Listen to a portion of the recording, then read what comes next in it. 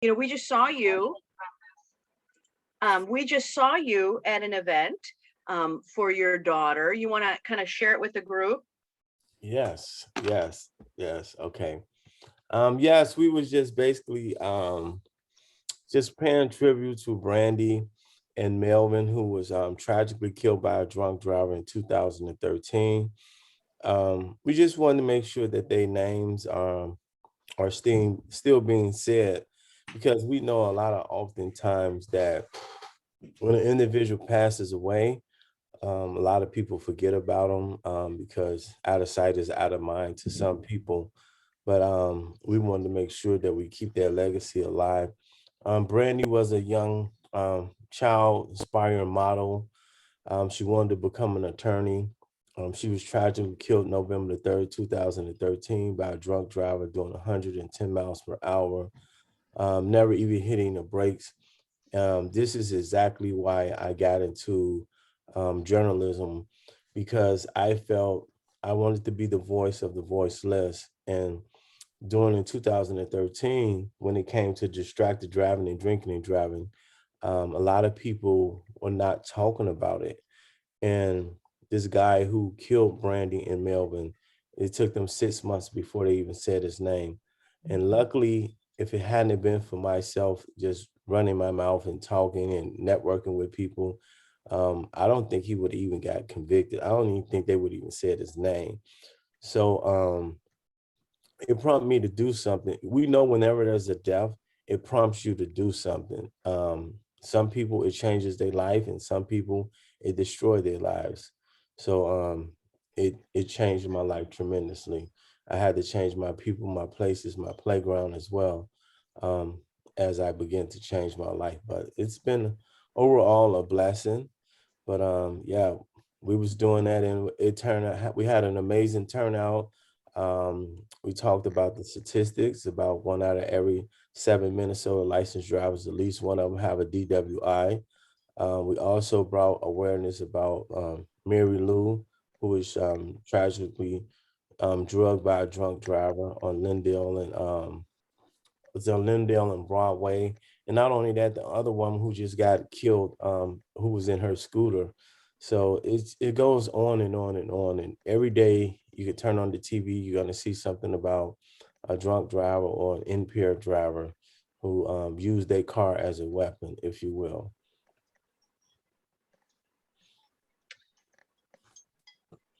Tegan, do you want to respond? Because you went to that event as well. Nice. It was super powerful. Like being able to even like work with the people around me that were there to like light candles and listening to you talk when you were announcing to everybody what was going on and everything. It was so powerful. I got home and like the first thing I did was I opened up the computer and messaged my mom about how excited I was to be a part of that. Nice. And showed off the sweatshirt that I got because it's nice. Yes, that was very nice. That was very nice. Okay, so Jamie is stuck in an airport right now. It looks like BJ is vlogging on as well. So, Tegan, since we're with you, let's start with your big wins. What have you been doing since summer? Good question. My therapist died. So that was fun. Now I have a new one. It's pretty cool. I get to meet him in person this Wednesday. So that kind of ate up a good chunk of my fall of just like existing. I was really excited for Rebecca to hear about this.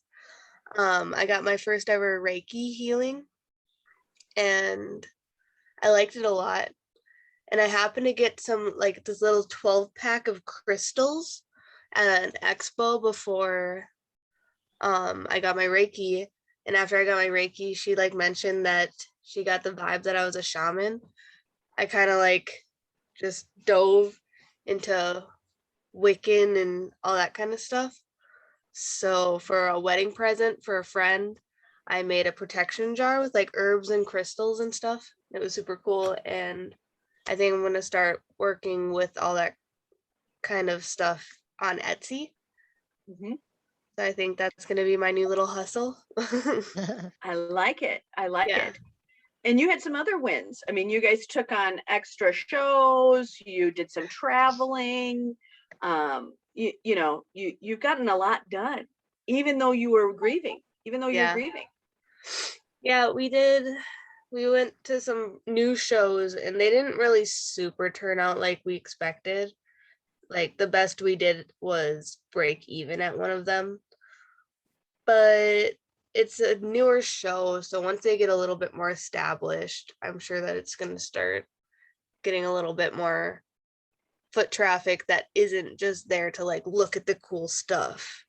More or Right. less, they're going to be there because they actually want to get stuff. Yeah, So that sounds great. That sounds great. Michelle, I'm going to move to you, and then VJ, I'm coming to you. So Summer, it's been a while.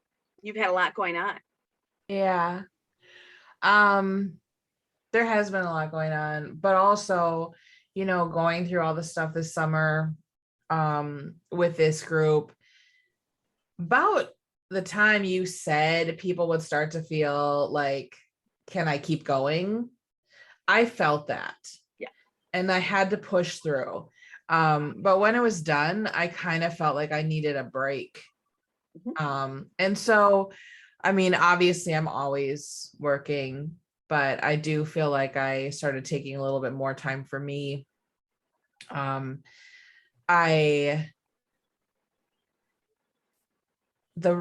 class that Rebecca did, the intro to Ayurveda, those things that stuck with me from that were about eating slower and chewing more. Yeah. Thank you. And so I had a goal over the summer to lose a little bit of weight, but there was too much going on and it just never became a focus. But focusing on those two things, since that class, I've lost 12 pounds. I'm not tracking. I'm not exercising. I'm just focusing on being more mindful when I eat and wanting really great experiences when I'm eating, Right. Not just settling for something shitty, but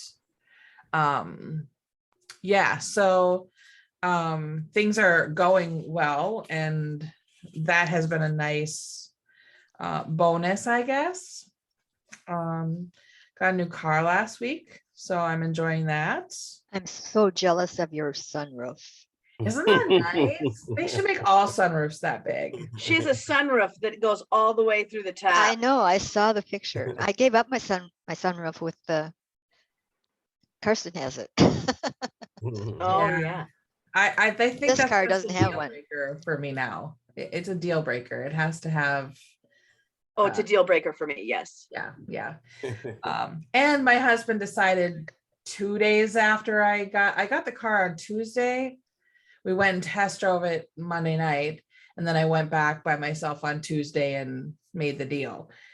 By Thursday, he was like, I got to be honest, I'm having a really hard time. I'm really jealous. So Friday night, he bought a new car. Oh, He doesn't have it yet, but he went the Honda route, and it also has a sunroof. I'm not sure if it's that big because we couldn't see it in person. It's in transit, and so it'll be a couple weeks before he gets it, but he's pretty excited. So that's been kind of fun. But that's really about it. I have a project that I'm going live with this week, so I've been busy with that. And Jamie's in. Okay, I was just working her through. Okay. so she's in an airport and it's crazy, and she's trying to figure it out. there she is. Oh, you are right. It is so noisy. Okay, Jamie, and I know we have limited time with you. Do you want to quick tell us what you want, or do you want to just hang out for a minute? Can you hear me? We can hear you. Yeah. Okay. No, I'm actually changed my flight so that I could sit through this whole thing. and they have me on the wrong flight and my bag's all wrong and the wait is like forever.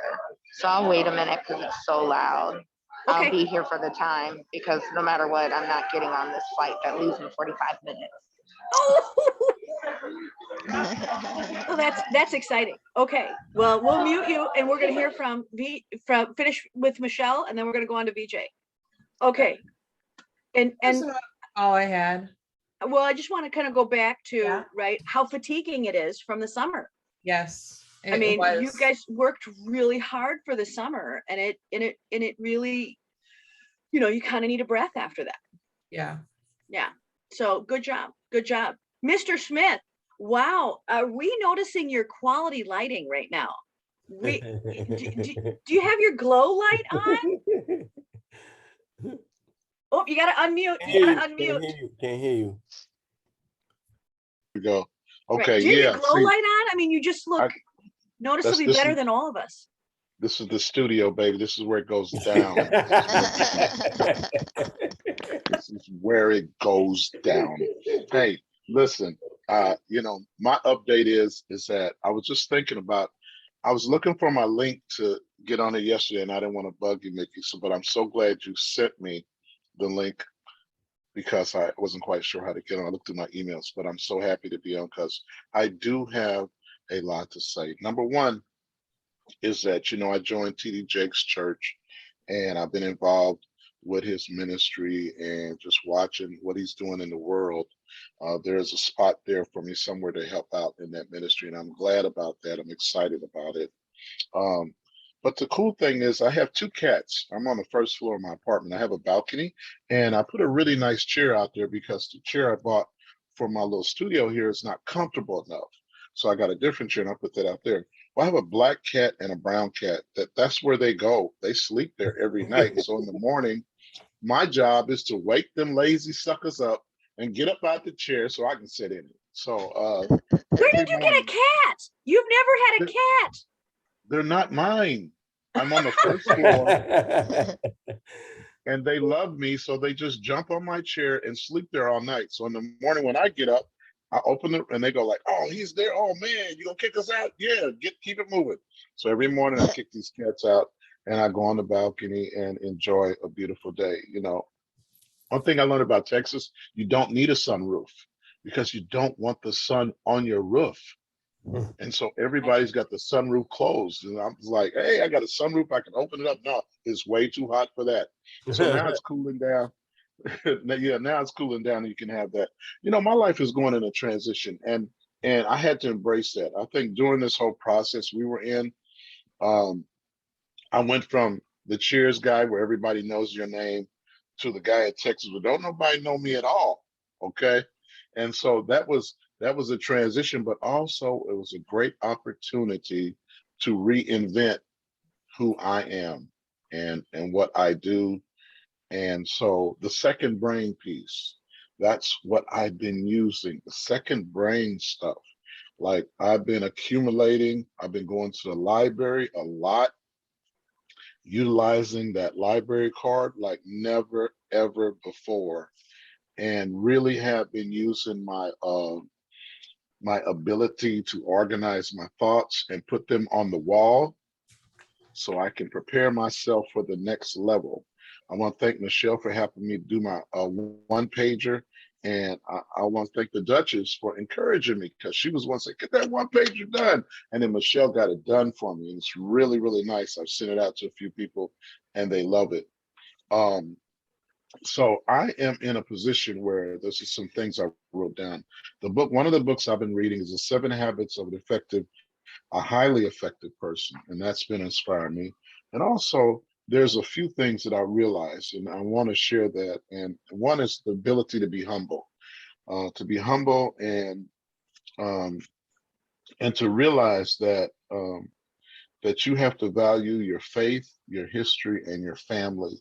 But the other piece is that I realized also that I had to make peace with my past. Like, the past, Mickey, of all people on here, you went this whole ride with me. You've been with me the whole time, like from like 25 or 30 years. Is that about right? Yeah. Yeah. At least So you, that yeah, just so only you, lets you know how. So just to let you know, in this group, you can do that because so people can understand. You can just tell them we met at birth. yeah, yeah. For the last, So, because we really are on the inside only in our 30s. right, absolutely. So understanding to make peace with your past. There's a lot of things that I really miss, and a lot of things that I hate. When I look at Minneapolis and look at the direction it's going in, I really miss that. I think that also for me is to understand that when you go back to some of the notes that I have that I wanted to share, that have really helped me, and maybe um, I had to deal a lot with pain, lies and betrayal, division, assassination, and spiritual warfare, and a destruction of my legacy, which really I feel bad about, but I feel good about because I have an opportunity at this time and at this age of 66 to create a whole new legacy. And that's what I'm excited about, is creating a whole new legacy. So I'm meeting some people that work in the prison system here. I've met some educators. I've met some folks here that I can really connect with. I've also dabbled in the card dealership business. I bought my first two cars, put them back out for resale. And then the main piece that I'm working on is the explosion of the work I can do in crime prevention, intervention. I have one contract that I'm working with in Minneapolis that with a group that are doing some things. And so the main piece that I understand is that sometimes you might get twisted, but it's twisting you in position. It's a twist that puts you in the right position. So sometimes you feel like you're getting pulled down, but it may be an opportunity for God to pull you up. So as you feel like you're being pulled down, it's a great opportunity for God to pull you up. So I got my crown on. I'm excited. I look back at the past as an opportunity to build the future. I'm really learning to relax, and got to move my mom to Texas because she's really like a lack of love, which is affecting her ability to be healthy. So I'm trying to get her moved up here. So, and we got a conference call about that. Maybe she can be around me a little more, which will help her be a little more healthier. Love is always good for the soul and spirit. So I'm looking forward to that. Also excited about, I've been working out like 3 or 4 days a week. I got an exercise thing on my phone now, and I'm staying in shape. I'm not quite, I don't think I lost as many pounds as Michelle, but I'm getting there. I'm working on it, So, I'm really excited about what's happening for me. The place where I'm at today, um, is a lot better than the place I was at a year ago, which was very devastating. So I'm in a good place. Matter of fact, I'm excited. There's a lot of opportunities, and I'm thankful for this group. I'm thankful for all of you, and I'm thankful for our opportunity that we could share with each other and open up our hearts and spirits. And one couple other things I want to share that has really helped me that I want to share that I took some notes about is that I was walking down the sidewalk, and I'm gonna put together a talk about this. And there were some nuts on the sidewalk, and there were seeds from a tree. And I realized that if you continue to put seeds on concrete, they will never grow. But if you put those seeds in the ground, they will turn into trees, fruit, or whatever. And so many times, I think what we do is we walk around seeds that are on concrete that won't do nothing. We hang around people that are like those seeds on that concrete. They won't take us anywhere. They won't do anything. They have no value. So we need to continue to be around seeds that are going to nurture, they're going to grow, they're going to turn into something, which means we have to eliminate some people and some things. And that's what the Duchess was saying when she was saying sometimes you get incredibly lonely, but you also get incredibly inspired because you're walking on the seeds that are in the grass, not on the concrete. Right. Wow. That's worth a whole talk. That's worth a whole talk. I would Thank listen you. to that. That is amazing. Did you have another thing? I thought you said plural. Say plural. Did I say Yeah, plural? did you say two things? Do you have more than one? Well, yeah, I always got more stuff, but I was trying not to hog all the time, you Okay, know. well then I'll come Um, back to that thing. you And then come I'll back. come Okay. down to King D. King D, you want to give your update since that, and then Janine, I'm coming to you afterwards. Yeah. My update about what's been going on. Well, yeah, I mean, we had a lot of business growth. Yes. We have a lot of business growth. You had a lot going on. I mean, we started, you had an award ceremony. That was a big deal. Congratulations, nephew. Yeah. Do you Thank have, you. can we see the award again? Is it near you? Yes. Hold on. Let me see. Right. I mean, can we get that moment of, you know, amazingness? Amazingness. That's a word.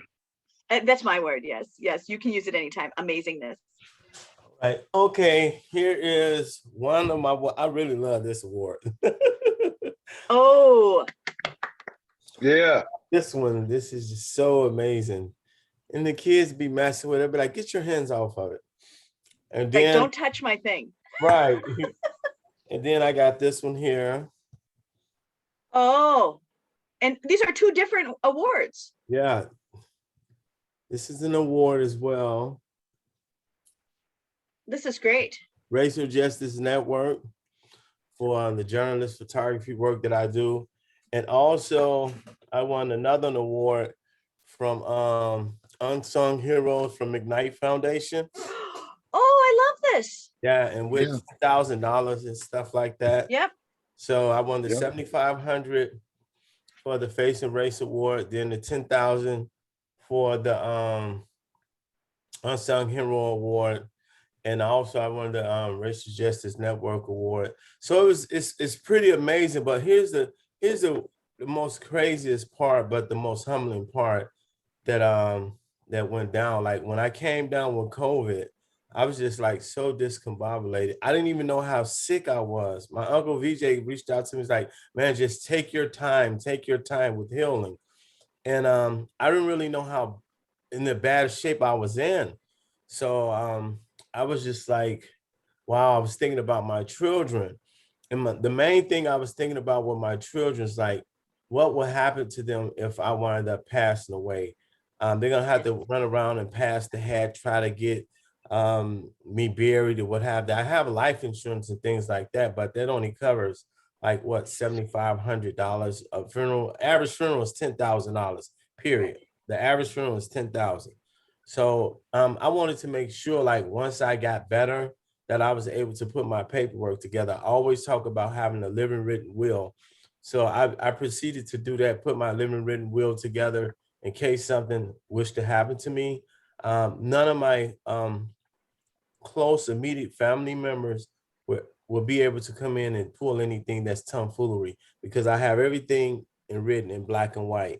Because in the state of Minnesota, in a lot of states as well, they indicates that if an individual is a family member, they can still come and get access to your money, even if they cause you bodily harm when you was a kid, assault, et cetera, it don't matter. Only if you don't have a will.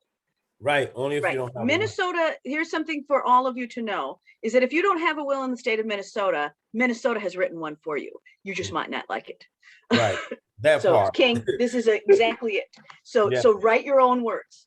Yeah, right. Good power, good power. Exactly what you want to see happen, and go from there, and build your truth. You know what I'm saying? I also often stated, like, if you're not making a difference in this world, you're making a mess in this world. So I choose to make a difference in this world and not make a mess in this world. For so many years, I kind of like tootled my horn and did a whole lot of tomfoolery stuff that I knew wasn't of my character. And as I got a little more older and a little more mature, I started to just, check myself, look at myself in the mirror. It's like, this is not really me. This is not really what I want to do. This is not really where I want to be. So I made some significant changes. Lost a lot of friends in a way, but they wasn't friends. They was just individuals that was around me, or I was around them. But yes, getting these awards means so much to me. And also, if you all look at my Facebook page, I also set up something to get $300,000, right? And people's like, you're crazy. People, and I was like, yes, I love the feedback, right? Because I wanted to do this to show that I didn't want to be using a big platform. A lot of people have these oh, why you didn't reach out to this person, that person? I said, I just want to use my platform. I just want to be genuine about this. I want to go from grassroots. I don't want to just, lean on other people, if you will. You know what I'm saying? And I said, not only that, this would show, you know, if people really respect my work, the work that I'm doing, you know what I'm saying, if you will, a lot of people will share my photos, a lot of people will share my live feeds, et cetera, et cetera. But when it comes down to, actually doing something, right? $300,000 is not a lot of money to me. That's, that's really Kool-Aid money to me, really, you know what I'm saying? But I'm just figuring, like, if everybody gave $1 on Facebook that I know that share my images, I have $300,000. But you know what I'm saying? When you're asking for something that's really will make a difference, this is the general wealth that I want to pass down towards my children. Make sure they have something like, oh, you can get onto this home program. They were this and this and that. You can put up such and such. I know I can do that, but I'm looking at the realistic part. Like, am I going to be alive like 30, 40 years ago to be able to pay this mortgage, et cetera, et cetera? I was like, the house could just be paid off, like, boom. Then I can continue to do my work in the movement full time. So when people call on me, I can be there for them at my leisure time. I don't want to just, forget about the kids, because I still have things I have to do with my children, with their schoolwork, they different situation when it comes to school. So yeah, but overall, life has been challenging, but it's also been rewarding, to say the least. I just been extremely grateful, extremely thankful for you, Mickey, Uncle VJ, Duchess, my sister Janine right here, who gave me the platform to make sure that I put all my photos up on Smug Mug. All you beautiful people for just believing in me, because there's so many times that you have that self-doubt. That self-doubt is always there. It's always there. You're always self-doubting yourself, and you question yourself. And I had just attended a funeral the other day. My brother's his daughter, stepdaughter's daughter, same thing. His daughter, she killed herself. Suicide, young child, 23 years old. Hung herself. And we're all thinking, like, how this get up under our radar? How did we not catch this, right? And he questioned himself. He went through his phase, and I'm saying, spazzed out, had a, just like a breakdown. And I was like, it's okay. It's okay to let it out. Let it out, you know what I'm saying? And it's just gut wrenching on all levels, because this was an amazing, beautiful child, and so many people, came out to her funeral and spoke, what I'm saying, power to truth about her, about what impact she made in their lives, you know what I'm saying? So, we're still grieving, and just thinking about, what can we do better in life? How could we show up for people, even when we don't know that they're hurting? But how could we make the phone call? Because a lot of us text, and that's cheating. Make the phone call. They want to hear your voice. Thing is cheating. Make Right. just make the phone call, hear their voice, and go from there. You know what I'm saying? Because a lot of times we do the cheat when we'll do the text, and the text is the text. You know what I'm saying? But the phone call, to pick up the phone and actually hear the person's voice, and that's real powerful. My auntie would tell me, she's like, "I'm just so proud of you, everything that you're doing, and have you grown up and become the man that you are." Like, even you call me. She said, my grandchildren, they don't even call me. She said, but you reach out and you literally call me, despite the fact of what you're doing. You take time out to call me. I mean, like 3 minutes out of your day, you know what I'm saying? That voice, you know what I'm saying, can change your life. Hearing another person's voice that you raised, that you instill something into. So yeah, it's really important, to check in on people. You never know how they're doing. Right. Well, I want to add Yeah. something to that too. you really need to take a moment, step back just a little bit, take a moment and begin to plan your next steps, because what you've done is you moved up a level. And since you've moved up a level, you need to prepare yourself to be ready for that, because there's a time frame in that. You don't get to stay there, but you do get to manipulate that the way that you can do it for the best of your ability. You're going to lose some people, because when you begin to gain notoriety like you're doing, some people are going to switch up on you. And so you got to be prepared for that. You got to watch who's around you. You got to make sure you're around people that are adding or are multiplying to what you do. So you're going to have to, there's some people that are going to be subtractors and dividers, and you have to know who they are, put them in their position so that you can move forward. Come up with a strategic plan for your timeline, because now's that season. Those awards, you're an award-winning, a journalist. So that means something. You get your piece together to talk about that, so that when people call on you, they know what they're getting, so you can ask for what you have to have. Take some time now, sit back, check that out, deal with that, remarket yourself, rebrand yourself a little bit, and go on and go for the full steam, so you can get everything you need. So when you're old news to the community, it don't matter no more, because you've already gotten what you need for your family. Okay. And I say that because I humbly say that, because that's probably something I should have did in my prime. I was so busy trying to give back to the community, I forgot about how to get for me. So I don't want you to make that mistake, nephew. So Yeah, just step thank back you. and use the people around you to pull it together. Okay. Yes, thank you. King, I want to talk about one other experience now. When you came into our group, right, you were feeling like you were so far behind. You were just like, the dinosaur amongst us, right? That we just kind of dug you up from the Paleozoic era, right? And now, since this time, we've gotten to really see a unique window. And then we've also, I don't know if you guys knew this, but we also put King into another group right after this for private one-on-one life coaching. How's that going? Oh, the life coaching is going so amazing. So I think like with the life coaching, it's like, okay, you sign this contract, like it's your responsibility to do these chores that you got to do. And I was like, Yes. oh shoot. And I started reading the responsibilities, but it's amazing, because it's still there to let me know that it's okay, that you don't have it all figured out right now. It's Right. okay.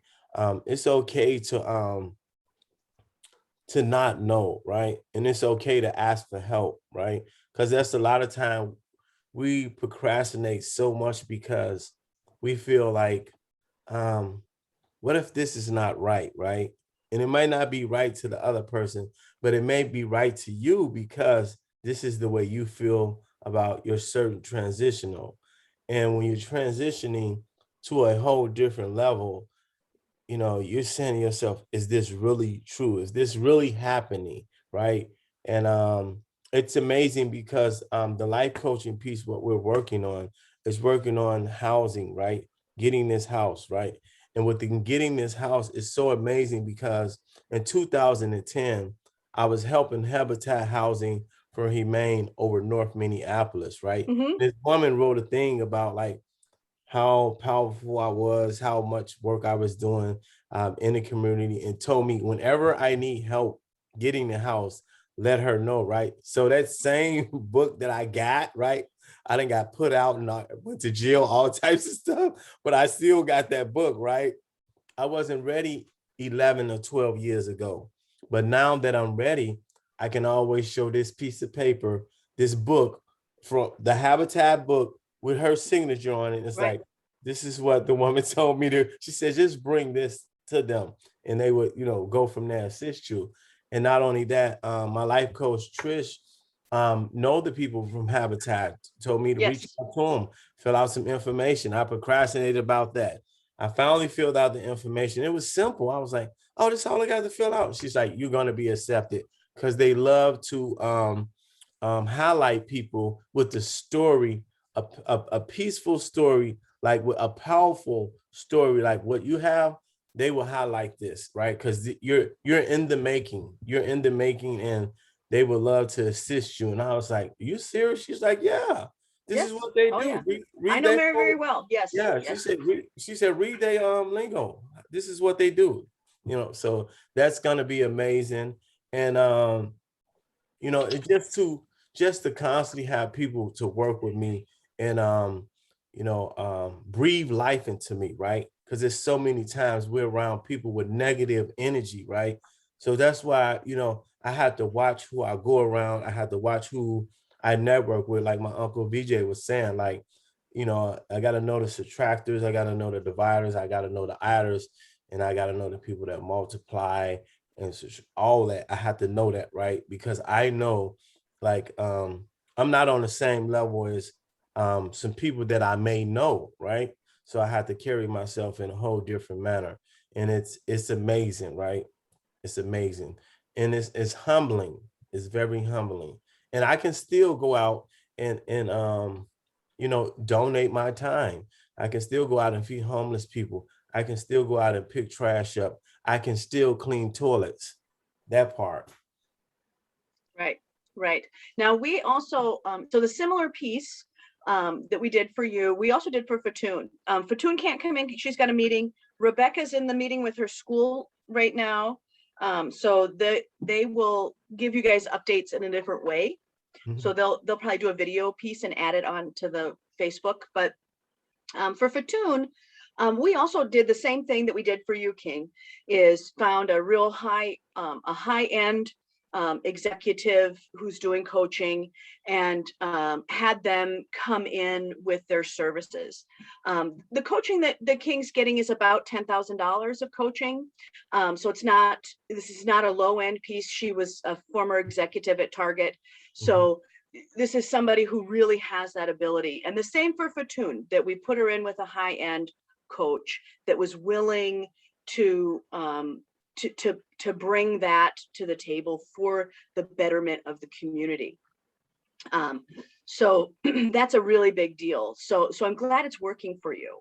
If we all look at Fatoon's growth pattern, it's really helpful. For those of you who know some of the other stories that I have, that getting in with a coach is a really big deal. VJ, you've had coaches. Michelle, you've had coaches. Janine, you've had coaches. Jamie, and you've had coaches. So it really is a tool. So, and I think it was new to you that, like, what does a coach do, right? Right. Any surprises? Because Tegan and Rebecca both are going to be here soon, right? Any surprises about coaching? Yes, the surprise about coaching is like they're just as human as we are, right? They went through some of the same life experiences that we have went through, right? If not the same, probably some worse, right? But they were not afraid to share their story and not just build off of it, they can heal off of it as well. A lot of people go through their pain, and some people go through so much sorrow. But it was just amazing to hear her share some personal just information with me, and I was just like, wow, this, once upon a time, there go I, right? So Right. it's just like this person is human, right? They just want to see me go to the next level, right? And let Right. me know that it's possible. You can do this, right? Don't be your worst critic, right? You know, yeah. So yeah, I'm Yeah. egging myself on to just continue to move forward and build and build. Yes. Yeah. What is interesting, because I've had a coach as well, and I don't know if any of you knew this, that Karen Carson used to be the president of the Minnesota Coaches Association. And do you want to talk about coaching for just 1 second, Karen, about just how that Sure. works and so forth? Sure. I mostly coach women who are at a crossroads. So Mm. I don't, so it's kind of specific. But one of the things about having a coach is that they are unbiased. They're not Yeah. a friend of yours. They're not a relative. They can look at it with a whole different view, which is Mhm. you. it's about you. It's not about me as a coach. It's about you as a person and what you want and helping you get there. But I think the biggest thing about coaching is that I'm not your mother, I'm not your sister, I'm not your brother, I'm not your friend. I want what's best for you, even if they don't think so. And that's the hard part too, is that once you start improving, all these people around you are thinking, oh no, he's changing. What do we do? You know, so you have to hold on to that because things are going to change, and people around you that you thought would be happy for you are looking at you going, oh, what's he going to become? Maybe I'm not in that plan. So it's really Right. hard. It's like, you know, I lost 125 pounds before my 40th birthday. And I thought the people around me were, you know, really happy about that. But, you know, people started offering me candy bars and things like that. So you have to, people, Sabotaging. yeah, yeah. Here, have a So be sucker. careful of that. Yeah.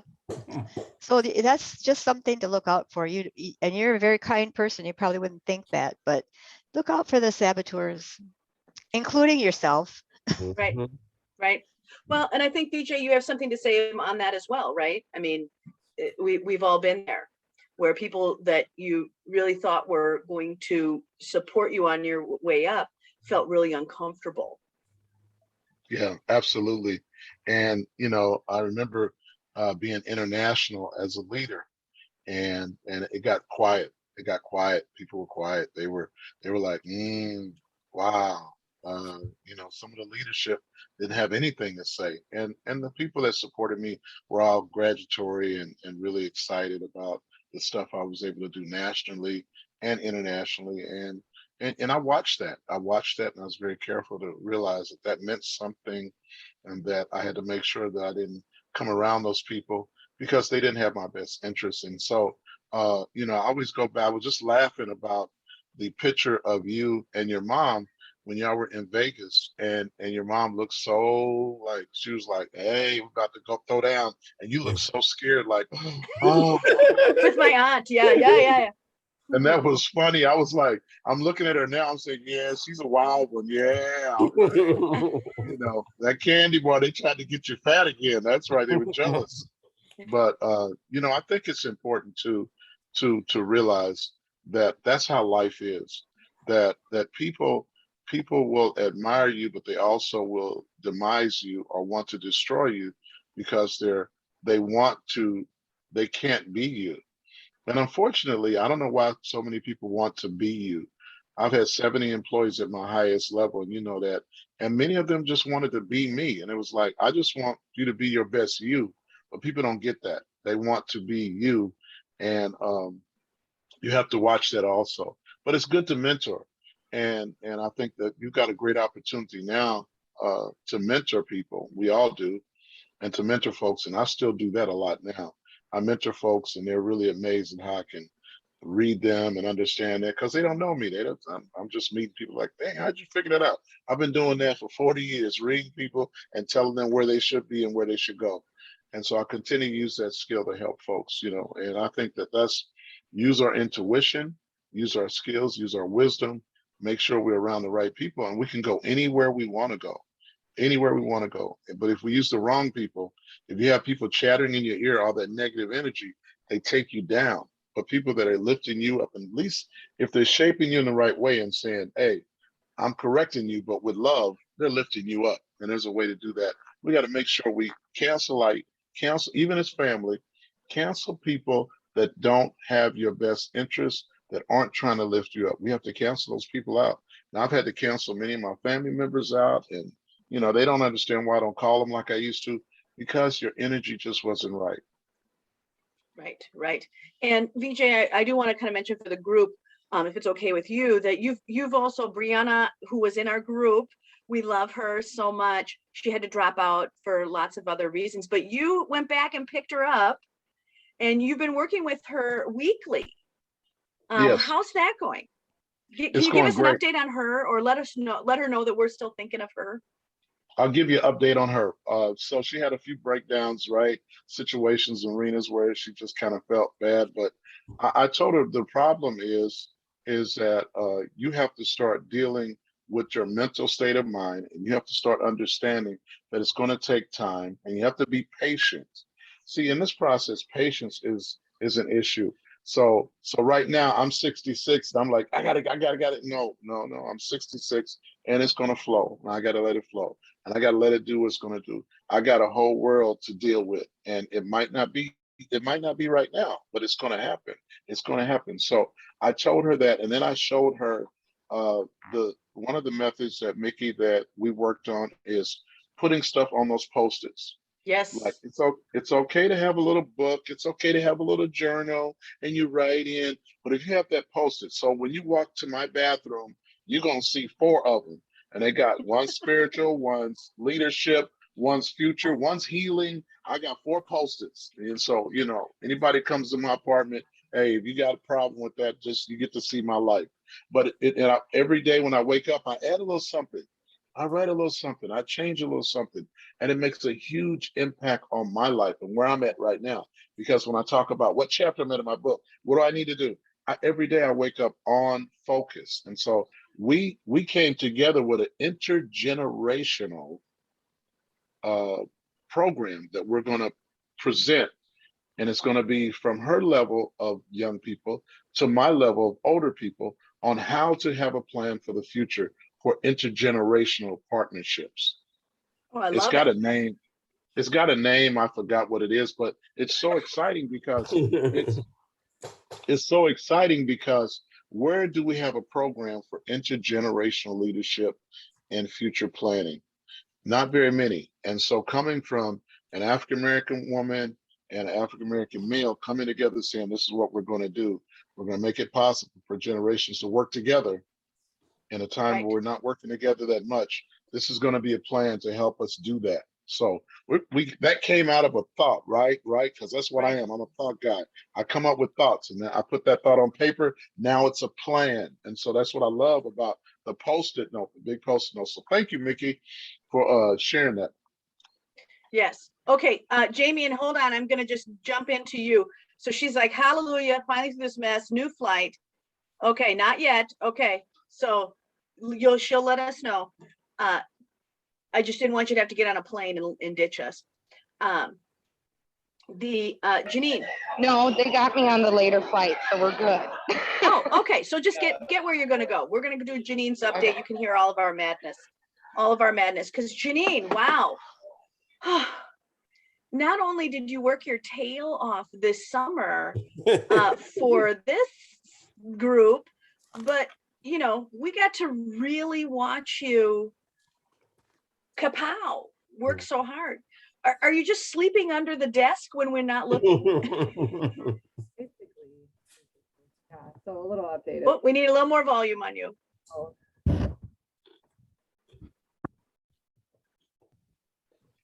Should be better. Yeah. Yeah. What's up, cutie pie? How's it going, guys? We missed you. Yeah. So I worked on getting some staff in here to help with post-production. Kind of snuck up on me that I didn't have the appropriate support here. And then it didn't work out after a month of training, and it was like one-on-one training during the busiest time of year, and then it didn't work out. So that was Crushing. yeah, which happens. And I hired 2 different people for a job that I had posted as one, which I'm really grateful that I had split that up. I lost my assistant that I had for 7 years. She went down to like 5 hours a week, and then she was like, I gotta take this other opportunity full time. So just trying to get in a routine of and caught up on my post-production stuff, so then I can bring somebody in again in the off season and not try to train while I'm still trying to do a bunch of things. I had Santa sessions scheduled for Saturday, and it's really something that I should have had out in probably July. I didn't book anything. And I'm just going to be okay with that. And Santa sessions are like what? You have a Santa? I hired a Santa. Photo shoot. How did I not know you had a Santa?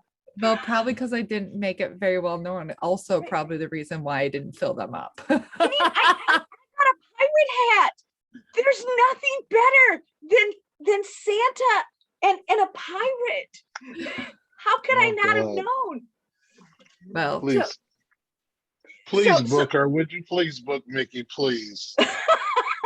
come visit Santa. Come visit Santa at between 10 and noon. I think I have it on Saturday. How can we not know that there's Santa? Your hat made it home. Yes, for those of you who just need a quick tour, let me interrupt Janine's amazingness. That's a to pretty share one. with you. And No, by the that way, actually, now that I think about this, Janine, you will look great in this as well. We could both have Santa pirate pictures. Checking big boxes here, Mickey. I know. You know, nothing would be better than if we could have them like together. So yes. Do you know how much it costs to bring that stupid hat shipped home because of its size? It was $56. Wow. Yeah. Should have just So- wore it home. I should have worn it home. Yes, that is Tegan's point. Wear it home. But we thought about that. I tried to test out wearing it home in the car, and I couldn't get my head back. That I had to sit, like right here all the time. Okay, so let's go back to Eugene. So you've got Santa sessions. I'm sorry, it was so exciting. It was so exciting to hear about Santa. Real pirates take ships home, Mickey. Well, Santa is the original, like it's amazing. Yeah, a real pirate would I take like that. home. I like that. You're the best. You're the best. Okay, Yeah, so Instead of a ship, you brought us bullshit.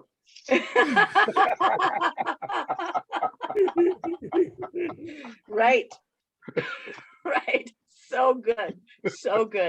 So did you with all of the weddings and so forth, and we just saw you in NW2 too as well the other day, so I got a little bit of you there. So the assistant piece really felt like it was a place for you to grow. The post-op stuff is a big deal, and I hear that crushing piece, but this assistant was really a powerful tool for you. That she really was she was a second brain. Yeah.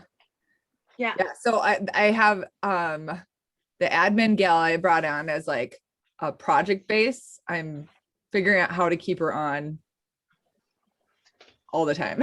Right. It's like, this is her system here. We took all of each of these are different clients and different workflows, folders, and we also have all of those as like a digital footprint in my CRM as well. Oh, good. But the folder is like a visual for, me. Well, but the folder, I'm a huge fan of the folder and workflow, because you have so many files open at one time. Yeah. In that workflow, just FYI, how many are in that file folder behind you?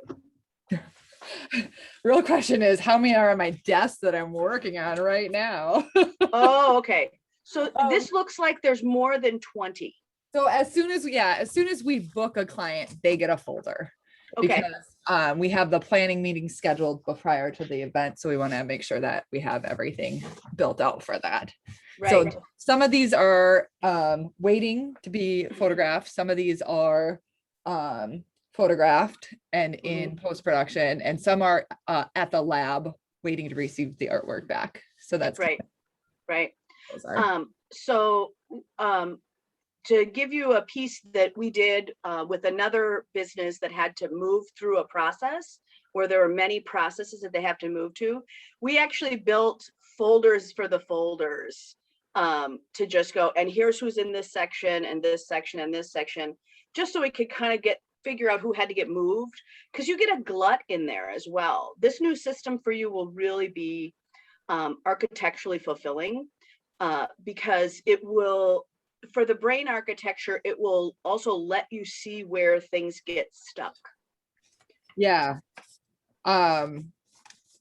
we are building out some storage stuff in the office, and I really like these folders because they have the hanging things on it. So what we're gonna Yes, have is exactly. so instead of right now, I get just kind of like 3 or 4 broke down here. It's Yep. gonna be a little bit more steps in there so we can have them in their appropriate spots. So Yes. when my post-production person gets on board, they can be like, oh, these are the things that need to be done here. And then these are Yes. the ones that need to be done. Yeah. for So somebody else. in that space, again, that visual part, be creative with how you want to be able to look at it, how you want to be able to access that file. And because it's a real physical, it's a physical item. So being able to exactly what you just said, where you're like, I like this folder, right? It's plastic, it feels good. It's got a, you know, I can move it around. I can take stuff out of it, but I can also look at how many are in this section. Right. Right. And it also will let you, for a financial piece, you are paid up front. Is there another payment that goes into this? So is your paycheck attached to that production method? Well, the service part of it is, the art is ordered once the payment is complete. So that's all upfront in that part of it. Mm-hmm. Yeah. So do they put half down, then this, right? I mean, I think most people pay it upfront. Okay. I have just a couple of people who have done payment plans, and to be honest, it doesn't work very well. Okay. The payment plans.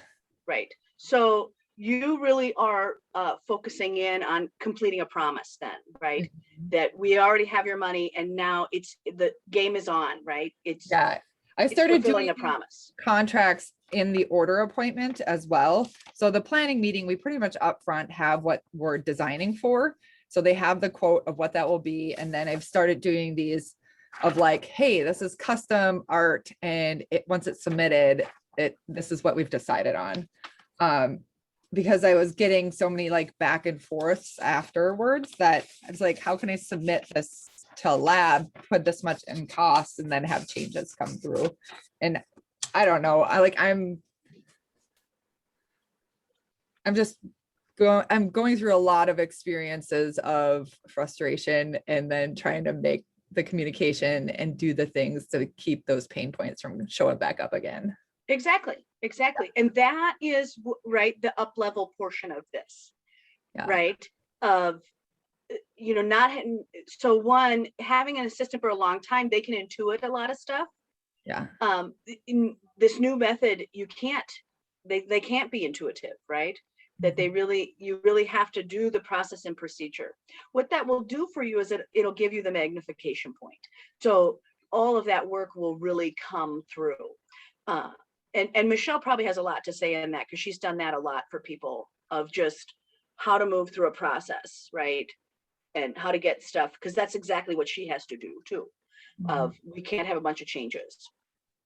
So when you guys are together, that's probably something that two of you can probably chat with on, because she has a lot of tools for that. Michelle, do you want to respond to that? Yeah, I can respond. I do have a lot of tools, and it's unfortunate to say that it still doesn't eliminate some of the issues, because they do still pop up. And where I'm at right now, I use ClickUp to manage a lot of that and have processes laid out in there. I also have policies that address some of those process pieces. And right now I'm currently working on highlighting some of those process pieces for people that are common areas that get hung up. And I'm going to have to, which I say it reluctantly, I'm working on revamping some of my policies because I have to have policies that are hard to enforce that I'm willing to enforce. And I'm not always willing because I feel bad. And then I don't enforce it and it's not helpful. So I'm working on that, and I haven't found a perfect flow, and I'm not sure that there is one, but A lot of the things I've done over the years have made a big difference and helped a lot. Right. It's just still not perfect. So She's so nice. Karen, She I is hear so you. nice. Yeah, you hear me? Yeah, yes, I Well, hear you. I think that the whole thing about changes is a pain in the ass. And there's, you have to be real clear about it. I was an editor for many years, Oh, and gosh.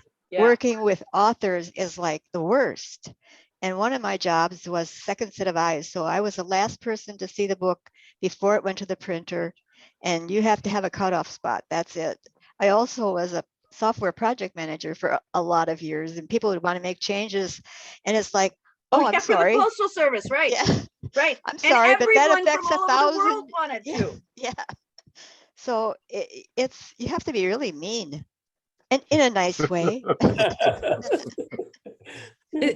It's also a process of like, for example, this last week I had a client who I photographed her two older sons, 2015 and 2016. During those years, I was just like shoot and burn and hand over files. And she came back for her daughter's portraits, and signed up for a discovery call through my portrait website. Had like generalized information, and then that call is really to give a specific quote and talk about like how we're doing that. And I just like stumbled over my words, but I got it out, and she was like shocked, sticker shocked with it. And I totally understand. And I just was able to say, it's not this, I love how I'm able to serve my clients, but I know it's not for everybody. And me being able to like almost like bless and release that, as even though you've been a client this many times, and being okay with doing my new way of doing things, and being okay with that she isn't going to be my client. That was painful too. Yes. Yeah. Yes. I will share with you. So I am, I'm transitioning out of my practice, and before I left, I had to write out 6 resignation letters of I'm no longer going to be guiding you. And it was freeing, but it was that same feeling, right? Where I've been loving you for 20 years. I know that was great, but I'm doing this other thing now, right? That these are the things. I'm not going to carry on this old pattern. And I think there's a benefit in there too, but I feel the heartbreak, right? Of, well, we used to do this. I used to give you all this special treatment or whatever. And no, it doesn't work like that anymore. So you almost feel like a bad friend. Yeah. Wow, I'm glad I didn't get that letter. Wow. I will tell you, I had to literally fold them up and pop them into the Dropbox before I could, so that I couldn't take it back. And and these are people that I've done business with for a long time, of just going, okay, we're done. And I had 20 that I was prepped for, but I had 6 that I knew these have to go. And that resignation letter,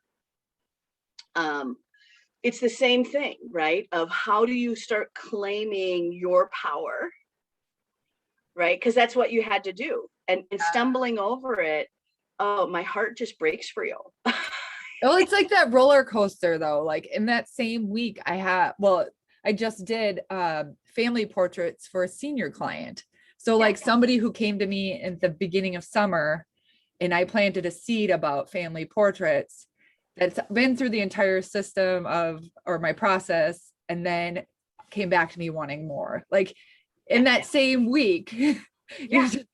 Like, well, and that is the energy, right? I mean, that's I talk a lot about happy money, right? Happy business money, right? How do we get it to flow?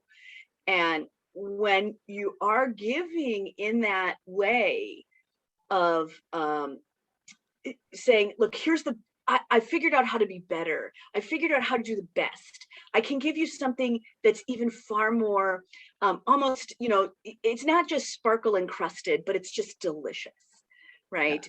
that I can be more for you, and we can be more together. I think that energy really magnifies. And it goes back to something that VJ said, right? Or no, maybe it was King, about learning not just to be with the adders and the subtractors, right? Is that you, King, that said that, right? The adders, the subtractors, but learning how to come up, and that's what you're doing, right? We're all coming up to the group of the multipliers. Yeah. I said it first. And Yes, then that's you said it. Okay, I knew somebody said it, Yeah. right? You have Yeah. to come up to the multipliers. And that's really just taking basic math and making it now, magnification, right? The prosperity. This is you claiming prosperity. Yeah, I'm ready to market more. In the next 3 months, 4 months, really. That's something I'm really going to focus on all the way through 2022 then, is marketing and really having a voice to speak to the client that I want. So I can just appeal to those people, basically. Right. Right. And I then love have a it. I love system it. when Santa comes up that I'm already doing to promote it. Listen, I think you've got a whole nother Santa day that includes pirates. I mean, could be so good. Right. And you can have one with Santa? mermaids. I mean, it would be so great. It was so great. Santa with a mermaid on his lap. Oh, would I pay for that? Would I pay for that? Who's the Santa? Santa's got Santa sessions. Okay, one last piece that I want to kind of piggyback on is from what you said, it made me think, Tegan, you had a special project this summer with the mystery boxes. I think you and VJ might have worked that out. How are the mystery boxes working? Sorry about the loud water noise next to a turtle tank. It's kind of sad, actually. I made this super cool mystery box. We sold our first ever big, huge one. It was $250, and I did it awesomely. And then after I sent it, the worth of the isopods that I sent went down. So what we ended up sending her wasn't worth $250 by the time it got to her. Oh, wow. Because I did all the research to make sure that it was right. And then after she got it, she did the research and she mentioned it, and I looked it up again, and it they went down. And so we have to make up for that. But we sold our very first ever big one. We're actually sending out the rest of them today to make up for the loss of all that. But we're also sending out two other mystery boxes, as well as 20 other boxes. Wow.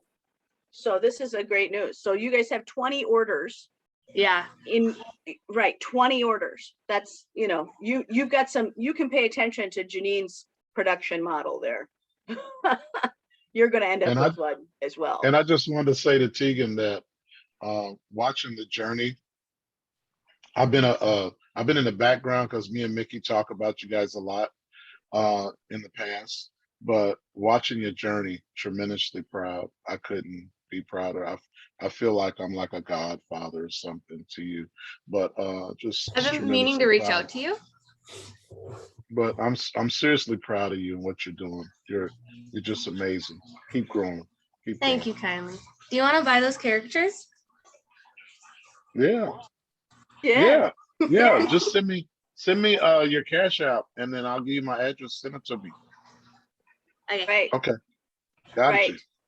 That was another big deal that we did of Tegan on yours. I think we should share with the group, which was the day that you thought you had put yourself out there, you were doing caricatures, you were at an event, no one was buying. Karsten called me and is like, man, she's so bummed, I don't know what to do. And so I put up a Facebook post that said, hey, she's doing these things for $10, whatever. And then it started kind of popping. But can you tell us about that moment of putting yourself out there as your own artist? It was a scary thing, and then it turned out to be great. First, I want to mention how much I'm loving this little Michelle cat moment going on. He was walking on my keyboard. And the only way to stop it is to remove him from my desk. And just Right. cuddle. Oh, I want Right. a cat. Anyways, But we have a so- cuddle moment. Do you see her face? She's so loving this I moment. know. They both are. Yeah, so originally I got that caricature gig for free because I tried to do caricatures at a reptile expo once, and it not even like people would kind of like look at it and then realize what it was and then walk away. And I'd be like, okay, cool, thanks. But the person that was running that event was like, I actually really like that you did that.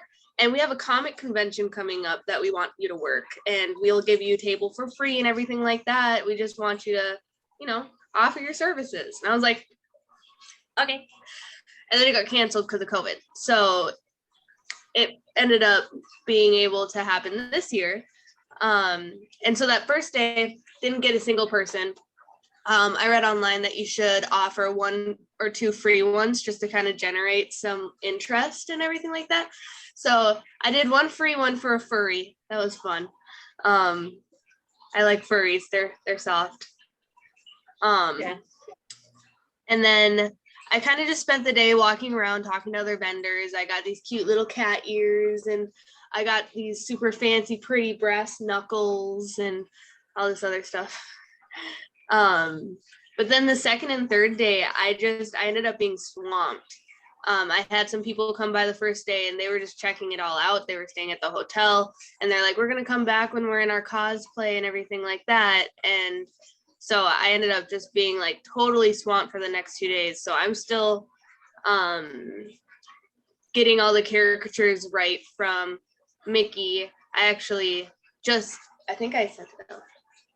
Yeah, I sent out 2 of the ones that I got from her post that somebody has paid for. And I got 1 more that I still need to finish, but she keeps like, I'll send her a picture of it and she'll be like, oh, can you do this and this and this? I'll be like, okay. So Wow. yeah, it's been pretty cool. So that's been a Right. cute little hustle. It's not super big, which I'm okay with because I don't know, I didn't expect caricatures to be my main gig, my main money maker. I'm really excited. I really hope the spell jars blow up. Right. But it was putting yourself out there as an artist, right? That was a really big deal.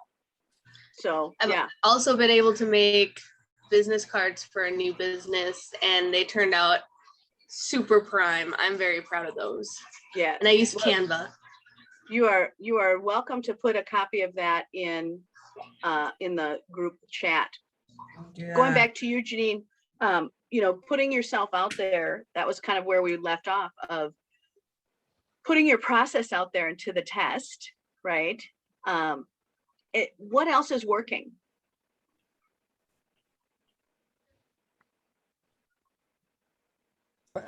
What else is working? I'm working. You're working. Only she could answer like that. Right. Right.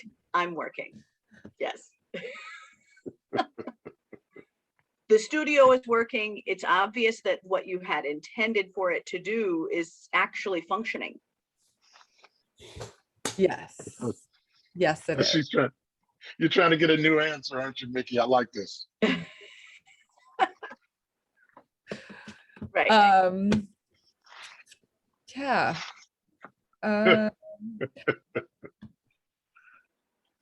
I submitted to a print competition for the first time ever, which I always like shrugged off as like not important. But I look at the images that people submit to print competitions and they're so beautifully done. And I don't compare myself to that because I feel like it's for a different reason that they're like that. Sure. But at the same time, I'm like, if I don't level up and get the feedback, I'm never going to create images to that caliber.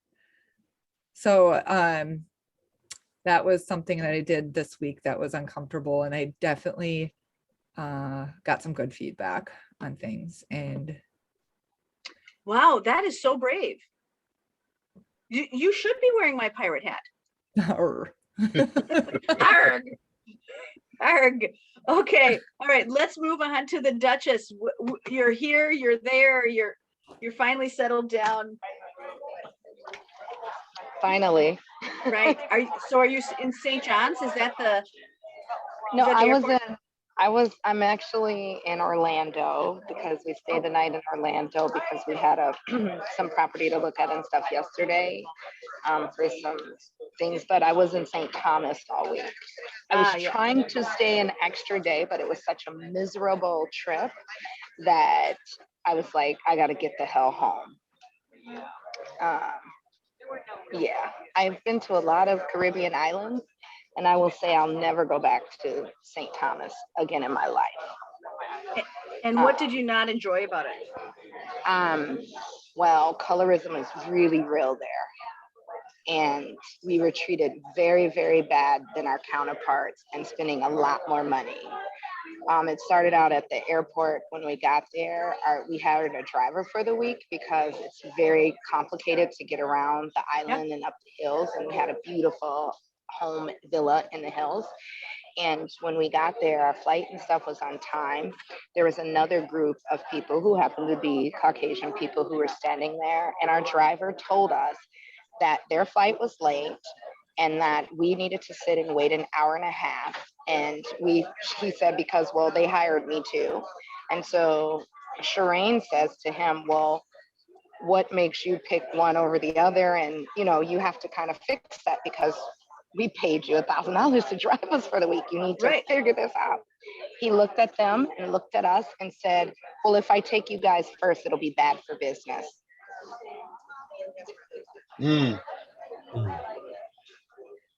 Wow. And that's how my whole trip And that's started. where it started. And it was very sad that I was treated, sorry, I'm getting emotional about this, but I was treated much better by the white people who lived on the island than I was by the people that looked like me. Right. We were in a car that we had to our driver basically put us out on the side of the road because we felt unsafe with him and he was screaming at us. It was just I will never go back to St. Thomas in my life. I'm sorry that you Wow. had to have that. So, And yeah. I want to respond to that because Yes. I went to the Virgin Islands, which is I went to the Virgin Islands and I didn't go in that way. I just went as my sister lived there and I had the most amazing time. And they kept saying go to St. Thomas, but I never made it. But I'm glad I didn't go. The best time that I had was in the strip club the last night. It was great. They treated us great. Right. It was amazing. Wow. Best time I had. Wow. So yeah, that was unfortunate because we went to relax, which even for me, relaxing is work, but to feel on the edge the whole trip was just really difficult. So anyway, I'll be planning another vacation soon. Oh, it was a vacation. So you were really on vacation. You and Shireen were on a vacation. So the very first day I had to cook for a client, but that was it. It literally was I made lamb, rice, and spinach. That was it. I'm talking 30 minutes in and out. And then the rest was, I got paid to vacation and work a day. So, so yeah, but we truly extended my one day of work for a week to be on vacation. And where Shireen really, even to mix the thing, she can handle, she even had a hard time and she has much more patience and tolerance for people than I do. I guess I never realized how bougie I probably am and how spoiled I am in traveling. But part of that is because I'm a really good planner before I leave. And I do a lot of research. I knew that it was going to be difficult to get around that island. I knew that certain things. So, and it wasn't it was my first time. So I'm even more diligent about making sure that I'm protected and I'm safe and whatever not. It just was so disappointing that everybody looked like me and treated us the worst. Right. I think that's the part that, the betrayal. And the most hurtful thing is that for me right now, I'm having a really hard time with Black men in my community. Right. And all the people who attacked us, made us feel some way this week have been Black men. Mhm. So yeah. So now let's Right. go on to the good stuff. Well, 'Cause- I'm just gonna let the two Black men respond to that. Yeah, yeah. King, do you want And to say anything to this? Go ahead, VJ. okay. First of all, I just want to say that um, I called you and we had a little bit of a conversation, and we didn't really talk about that, but I felt it in your spirit. And I just want you to know that um, you're a high value person. And so you deserve to have a high value man by your side. And so it's tough. It is tough. And I believe that you're sensitive, you're very loving and very kind, and you have a big heart. And unfortunately, the people that you attract, like some of us, we attract people that aren't on our level sometimes, and they don't get it, and they don't know how to receive us in the proper way. So you have a heart of gold. Unfortunately, you're not matching up with like-minded people so that you can feel love and everything that you need to feel. You have a standard you have set for yourself, and you come from when we talk about your dad and how he's treated you, and that kind of stuff, you know what you want. And so we're here to love on you and let you know that we love the Duchess. And whenever you need some Black male love, come on over here, give me a call. I got you. Okay. King, do you have any response? Yes. Unfortunately, I hate you had to go through that, like, what I'm saying, while you're traveling. And a lot of times, skin folks don't make all folks skin folks. Just because people are Black like us, that don't mean they're gonna how would I say this? Um, Lead in our direction or lean in our direction or show any type of favoritism. But we already know from statistics and facts that Black women are the most disrespected women on the planet of the earth, right? So you're Duchess, right? You're Duchess. You're just amazing at what you do, right? And your energy is so powerful, right? And you're outspoken, um, just amazing on all levels. But some individuals, like VJ was saying, they can't match your energy. And, some people are intimidated over that, right? So they just shut you down expeditiously, right? Without no cause. They just because they got the upper hand, if you will. But you speak power to truth. So just keep on living in your truth. Keep on doing your thing. God knows your heart. God sees your work. Um, no storm, no stone would be left unturned, because what you do out here is just it's totally amazing how you can make from nothing to become something, just like the work that you do, you're just impactful to a lot of people, and you mean a lot to a lot of people. A lot of people are depending on you. A lot of people are, just looking in your direction for leadness and guidance. So just keep on doing your thing, and nothing can stop you. You're all the way up. Just keep doing your thing. You're amazing. So Can I chime in for a second too? Yes, Yeah. please do. It's open mic. Jamie, I lost a friend calling them out on racism this week, and I was verbally attacked, and it was very painful. I can't imagine being on vacation and being in the position that you were just through. I'm so sorry.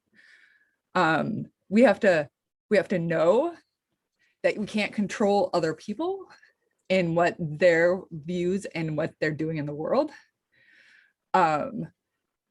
Get back to the States and surround yourself by the positive people doing amazing things. I photographed the event on Thursday night that was Small Business Revolution. It's a Hulu short series. Oh yeah, Houston was in there. Their 6th season is featuring 6 small businesses in the Twin Cities area, 3 from St. Paul and 3 from Minneapolis, all business of people of color. Yep. And at this event, it like, because this whole week I was like feeling like my energy was low. Like I just felt really depleted from this one interaction.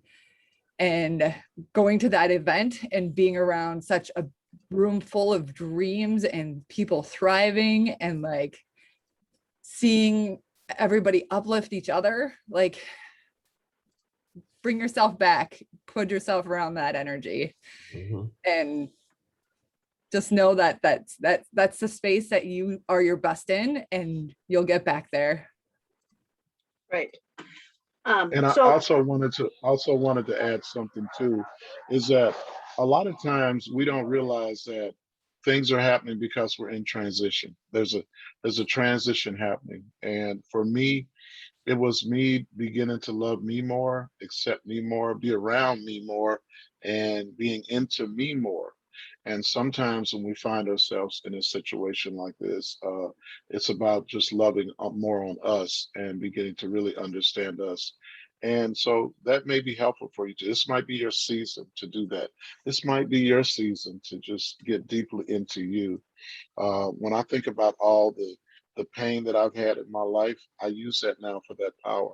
When I think about the pain that you've had to go through, because I listen real closely to you and what you say. I realize that pain is there, and use that pain to make power in your life. Use that pain that you're going through now, use that to strengthen you and not to make you weaker. And you're going to be just fine. So I'm going to do one last response here about this, because you all are going through something very similar, which is what I lovingly refer to as the contrast. When you are starting to see things, a little more light, you're starting to really notice the contrast. And what I love about those times, although it sucked, right? But what I love about those times from a prosperity mindset is it really, especially when something bitch slaps me so hard that I'm like on my knees going, what the fuck am I doing here? Why are you awful? Right. And I have to really look at, right, what is the contrast? What is it, right? Where is it hitting me? Because that's the place that actually needs to grow. And when we're in contrast, and Janine, I look at another event that happened for you that this group doesn't remember, also around, you're in a mixed race relationship, that your partner had a very different relationship with police than you did, right? And what is truth and what is storytelling and so forth. And we really get all of these moments to highlight, not necessarily that I'm spoiled, but to highlight that there is a more loving way to move forward, right? That the more that you work in prosperity mindset, the more that you get to think differently, love differently, envelop the world differently, and truly do it as a way not just to invest in something bigger, but as a way to be true to your energy, or the energy of all things, right? That we love for a lot of reasons. But when you look at a prosperity mindset, it really is to say, I'm willing to be me. I'm willing to be the person that I think. I'm willing to let my light shine through. And when you see that contrast of someone who is broken, who is hurt, who is angry, who is misguided, who has all of these barriers up, the contrast that you feel slap you is, one, you may recognize at first that there is pain attached to those, but you also, I do want to call out that you recognize that those things are not of you. They are not for you. This is not how you're going to lead. This is not how you'll raise your children. This is not how you do your business. This is not whatever. You can't change the fact that you'll recognize it. You can't change the fact that it hurts. But what you can recognize is you are made of love. and that this has to be another way. And what is very difficult is to be able to respond, not react. And that's really where the training comes, is how do you respond to something that is in the community? Look, we're not going to change people who treat other people poorly.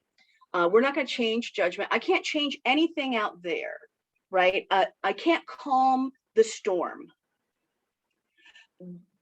because I only can calm myself. The storm will pass. They'll find somebody else to rain on. They will literally just keep spreading their ooze of pain and suffering. But what they can do is you do have the ability to not let that rain transform you into that. I remind people in this position that you are all in, right? We are all comfortable in a body of water.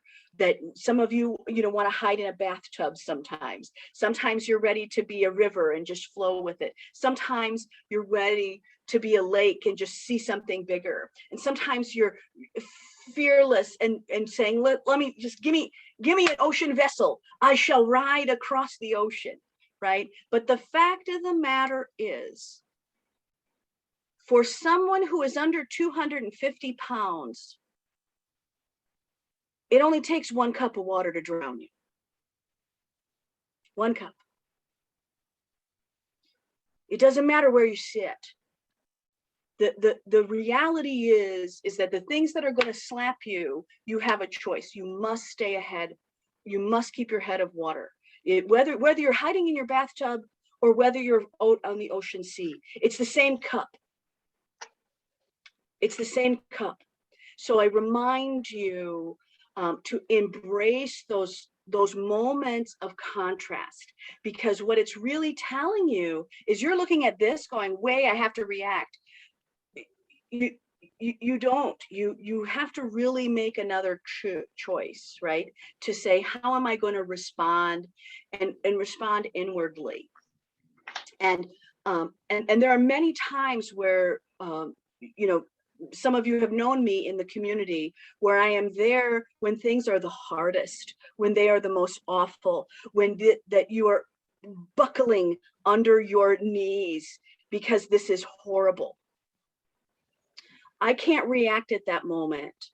I have to tap in and respond.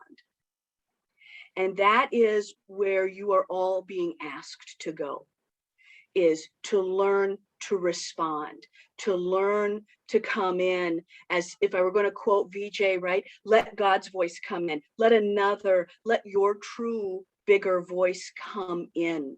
Because if you don't, their learning opportunity passes. Their learning opportunity passes. And there are many times where we are invited to give someone another learning opportunity, right? So yes, I want to comfort and love you, but I'm here to grow you, right? So when you have that piece, I think it's a great emotional paycheck for you to really be aware of how much you've grown. Did you recognize yourself in any of those actions? A younger self who was angry or whatever? During the time and just even over the summer and up until now, this is kind of like a culmination of just how I felt. Like it's really crazy, is because on one end, I've had the most extreme love and support and building with Black women. Yeah.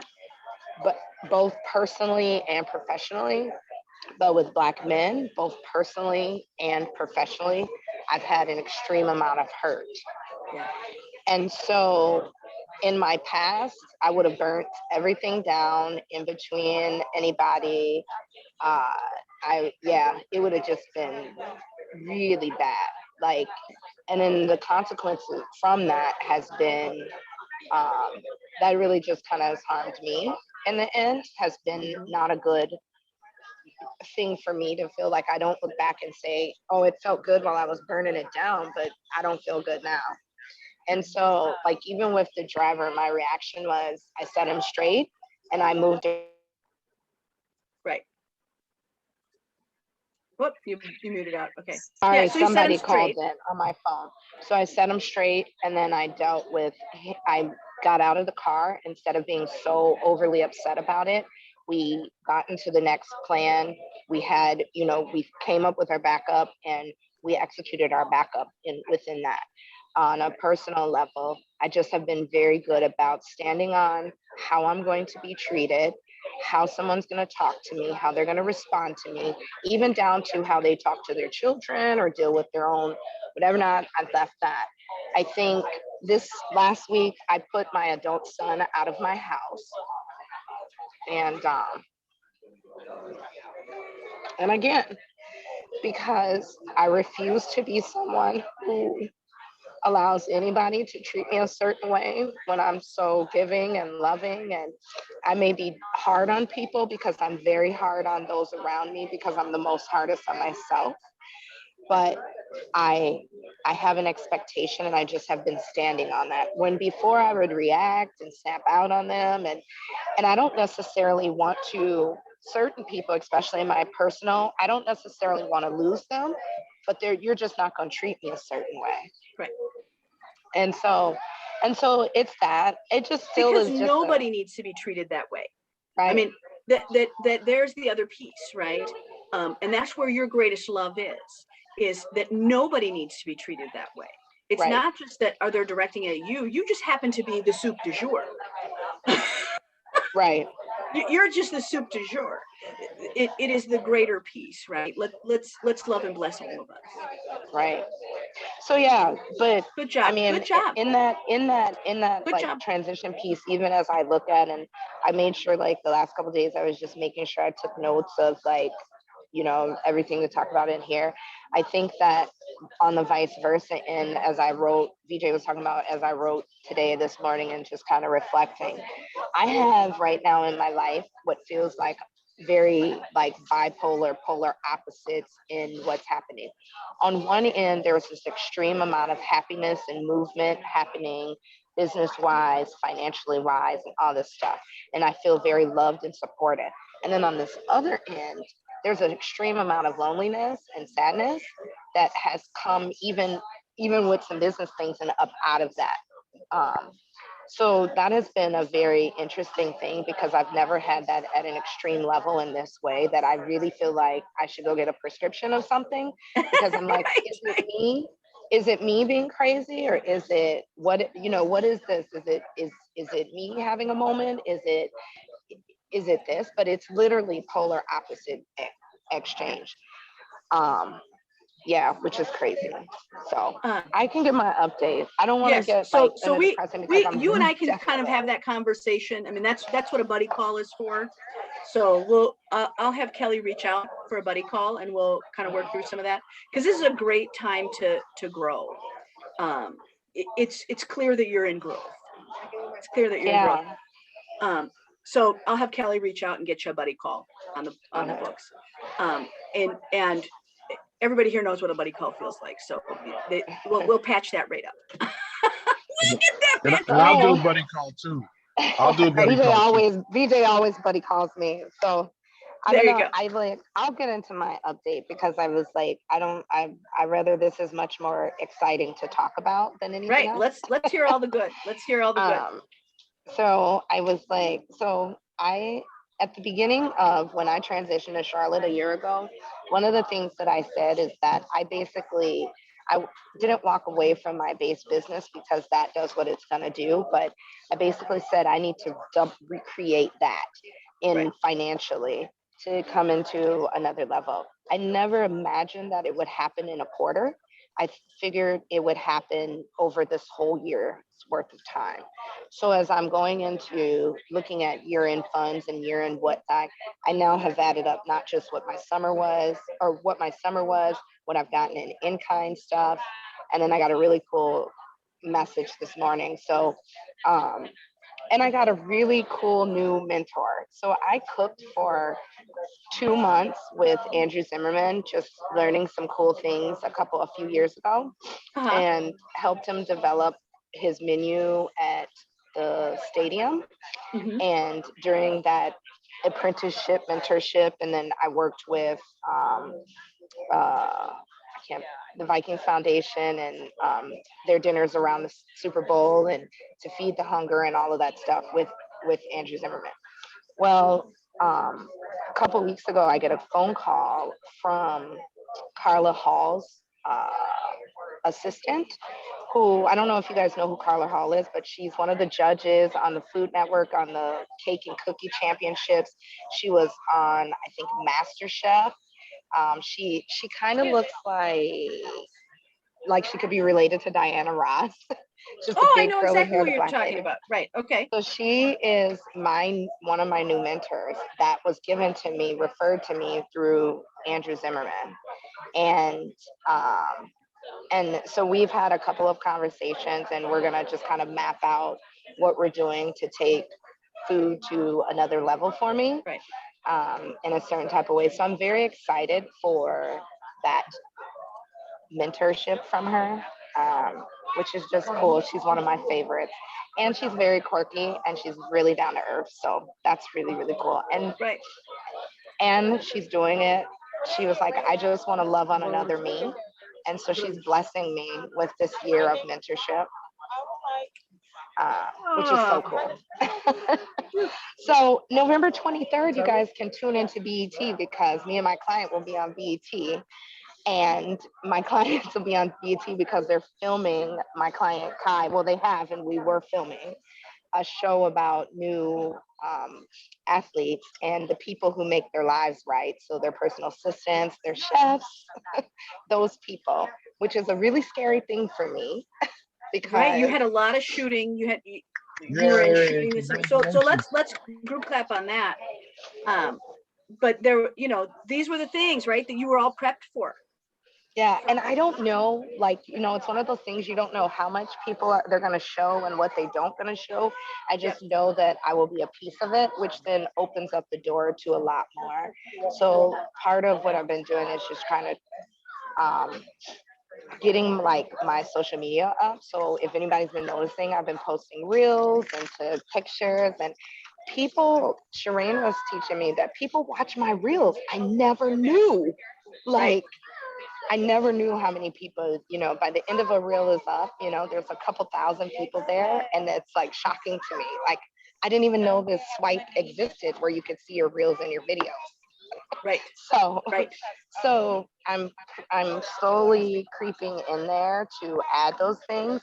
And then so what has happened is like all of a sudden these inquiries have been coming up on my website, like, hey, from these reels or from these things and stuff. So that's just been so I'm probably like a newfound member of, even though that's still overwhelming to me, I'm really been working on, because whatever they're going to show could propel to a whole nother level of things for me. Remote show. But then also I just cooked for the editor of Charlotte Living and Charlotte Home and Garden for her daughter. Yeah, we were talking about that. Yeah. Yeah, her daughter's quinceañera. And it was really cool, but through a write-up, I've gotten another client from her, and then she's gonna do this whole write-up in me and Charlotte Living, which is so amazing. I'm so excited about that. But we executed Dinner in Noir, which was Dinner in Black Charlotte, and which that took on a whole nother beast, which where we had Dinner in Noir at was a place that historically, it was up the street from Johnson C. Smith College, which historically Johnson C. Smith College in Charlotte was built by hand by slaves to educate Black people. They had to build it at night by candlelight because they would get killed if they were known they were building a school to educate Black people.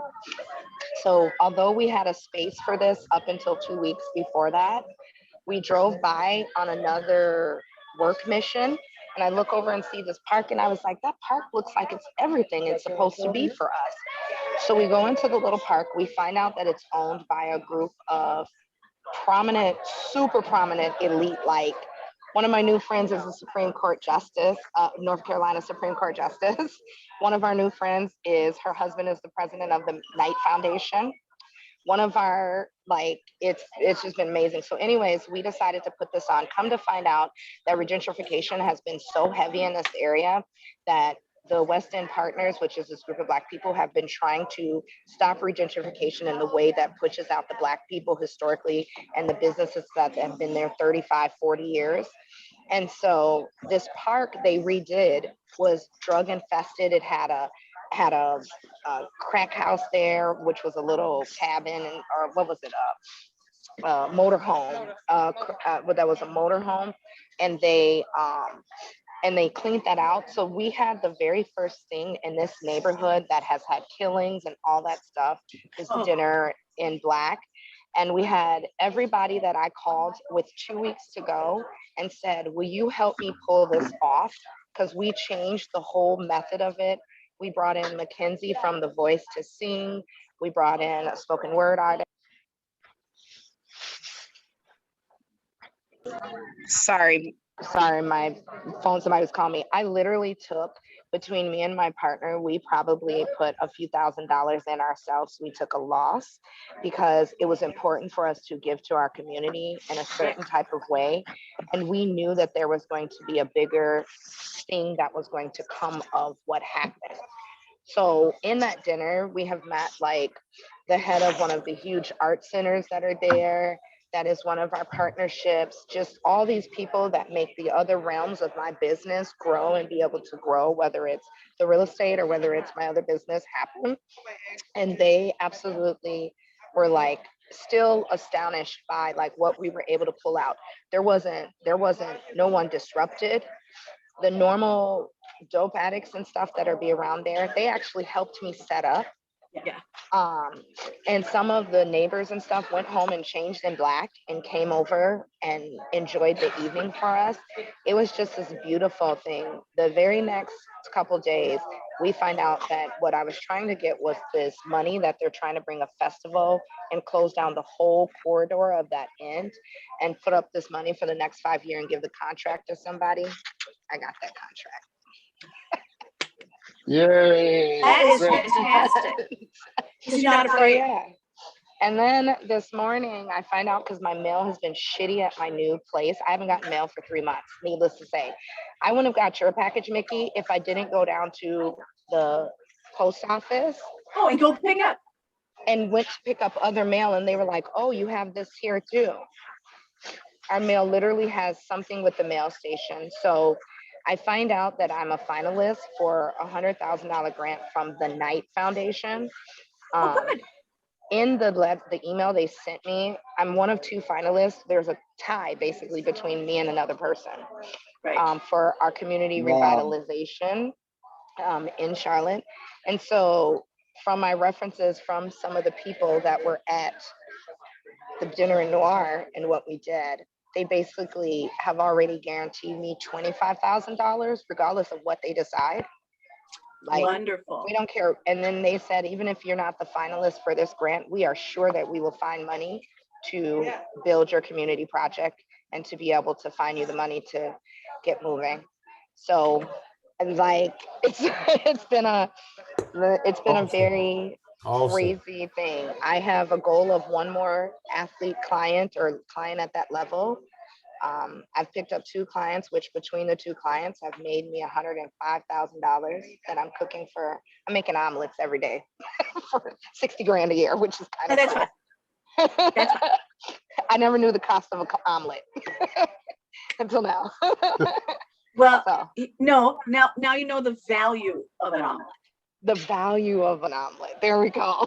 Another thing. And so like it's just been I have, when I get paid on the 28th of this month, I have exceeded my yearly goal by almost 60 grand. And I didn't think I was going to do that moving to Charlotte. I just needed to make 60 grand to sit comfortably. And now I make 6 figures a year in my regular life, but I needed to make that to feel like Charlotte was worth me sitting. And I have matched what took me 15 years to get my income to in my other business in a year in Charlotte. Mm. Wow. Wow. Wow. Well, that is very good. This is It is. all good news. I'm going to share my screen here because this is where, right, we start to get real again. I want to just remind you where we've been and kind of what there used to be, right? This was where we first started, day one, all of us together, right? You're going to have a great play group. How did we do? When we look at the end, right? This is your reunion tour. How can I get a letter grade? Do you feel like you found the right play group? Yes. Yes. So Okay. I letter feel like grade. I found a letter grade would be for me, and I would say definitely A plus. I feel like am part of a group of people who I can be proud of what I did without feeling like it's I can play about what I did without feeling like I'm bragging. Like it's okay for us to brag in here or to have these moments or have these conversations and not feel like I have to hold back. So I give it an A plus. Good. I give it. Thank you. Thank you.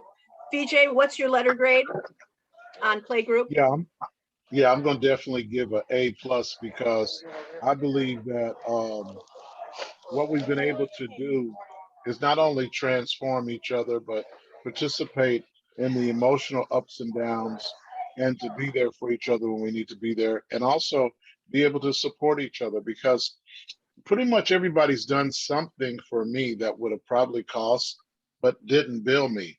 And I appreciate that. We appreciate that. A Right. blessing.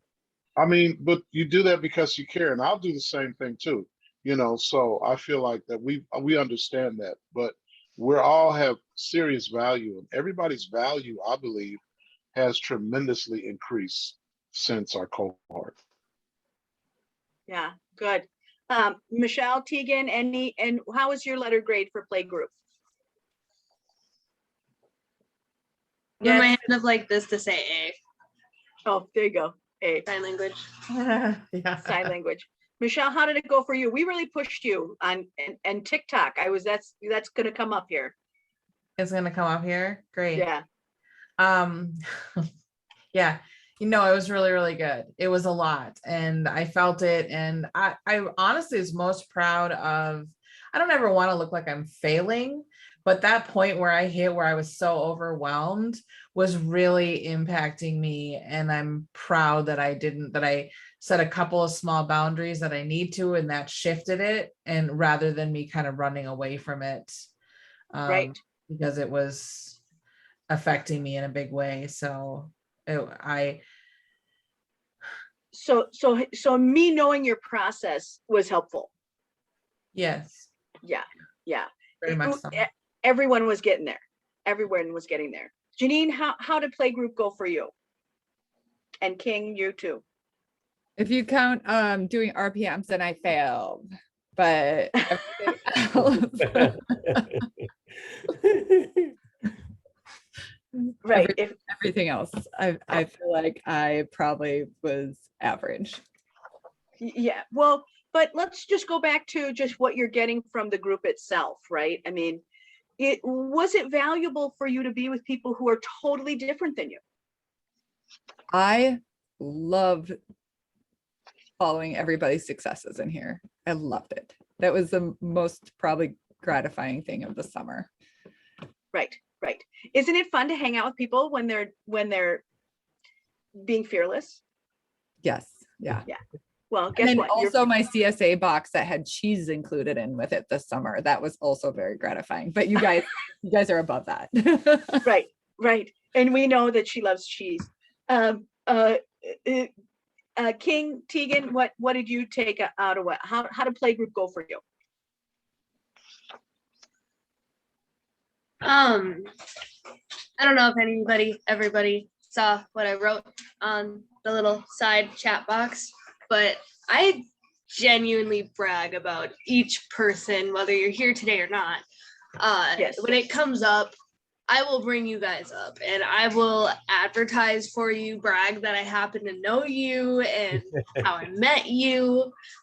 This has been a really, really positive experience for me, just to give me confidence in what I can do and see where I can go through everybody else that was in here. It was awesome. And the people that were here, it really helped with like specifically the different kinds of people. It really helped with being more comfortable with opening up and sharing everything. And at first I was embarrassed because I was so young and naive, and I haven't like actually like excelled yet. I'm at like close to the bottom while everybody else is like way up here doing amazing stuff and all that. But the other piece to this, Tegan, is that I do want to let the group know that just 14 months ago you were homeless.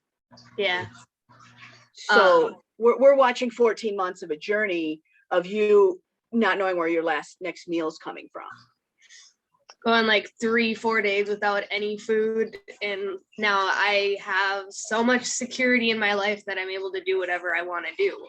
And I'm like testing the waters and everything, and a lot more options were opened up just through meeting the people here and seeing what everybody else has been able to accomplish and what I might be interested in. Or even like I will literally give your info to my friends and stuff if they need help with anything. I've got every aspect covered through you guys. Wow. Wow. Well, good. That is good. amazing. That is yes. I think we can do a group clap on what 14 months ago. Yes. That is tremendously amazing. And that's a serious testimony that will save somebody's life, just to hear it and just to know that that's where you came from. You would change the direction of another person's life by hearing your testimony. Tegan, you've also like, it seems like you're definitely like when you first started in here, and maybe I don't know if you feel it, but there seems like there's a different confidence in the way you present yourself now that I don't think I've seen at the beginning of the time. And it's really, really cool to see like the authority that you speak within, even when it's like you're trying to figure something out. It's just really, really dope. I'm not gonna lie, just the one time that you said where you were like pointing out that I can like go to class and just lay in bed and chill, that alone gave me like a really weird amount of confidence. I don't know why. Right. Well, and because who the hell is like has the balls to do that for a meeting? Oh, okay. Well, you mean to tell me, well, Tegan can do it. Girl, do you know I've been showing up to meetings real comfortable. Okay. like watching you. And then, but yeah, the way that you present without saying, oh, I'm more confident or I'm a thing, and the way in your voice and how you speak is just like, it's so dope. Like each week it's gotten more and more, and each week it's gotten more, like it's really cool. Muchas gracias. Yeah, it's fun to watch. And for the other thing that I think that is very inspirational from the group is again, right, you never know how much the things that you guys are offering to each other really are the building blocks to being able to stand up in this day, to just do this day. It's very interesting. Good job. King, any feedback on how playgroup went for you? Oh, playgroup was totally just amazing. It's kind of like eye-opening to a whole different world. But I believe so many other people need to know about groups like this and that it does exist. A lot of people is not fortunate enough to be able to, pay to be a part of a group like this. And it's kind of like, it's really different and it's uplifting, but so many other people need to know about this because this is kind of like hidden information, like hidden doors, if you will. And I think if more people know about it, more people become successful because a lot of people don't know nothing about this group. Right. Well, I will, respond with that this specific group, you guys are the superchargers. I mean, that you will create at a pace that most people don't. When I handpick you and put you in a group, you really get magic. There's always magic. There's always magic, right? Mickey can make magic anywhere. You can make magic anywhere. But when we just open it up to the public, they aren't as committed as when I'm grabbing you and saying, no, you got to do this.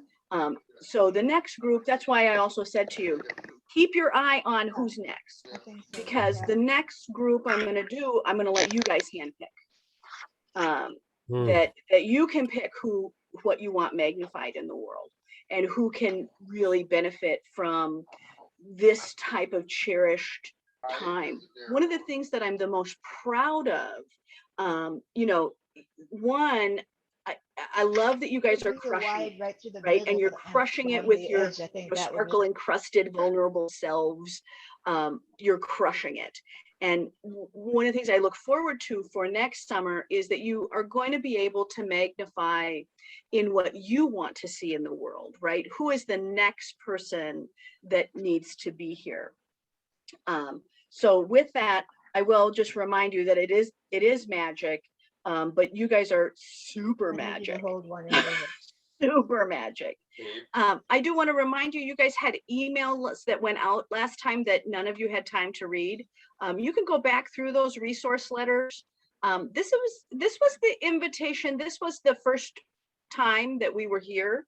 And what you're really learning, what you guys are talking about is something called relational literacy. That is what you've taken with you, is the transformation of each other. I really want to personally thank you for being willing to do that transformation, because it is what has made you, that each one of you generously, thoughtfully, were willing to put the other people in this group in your heart, right? Even though Rebecca can't be here with us right now, even though Fatun can't be here with us right now, you're still rooting for them, right? You're still hoping that they do well. You're looking for an opportunity to make their world better. And so that was one of the things that we promised for you at the beginning of that group. We did have just kind of, right, here was the creation list that were there of digital assets. Now look at how far you've all come on digital assets, right? Working on your pitch, looking at your products, right? We looked at the sales. We looked at, King, you were like, how am I going to do this? But let's review how much money came in the door, right? It came in awards. It came out of the work that you did. And you and Tegan, Tegan ended up with a $20,000 sale of doing a local store. And you were worried that you wouldn't get a sale, right? That we had to, you had a heavy lift. All of these were heavy lifts of what we were asking for. When we go to Michelle and the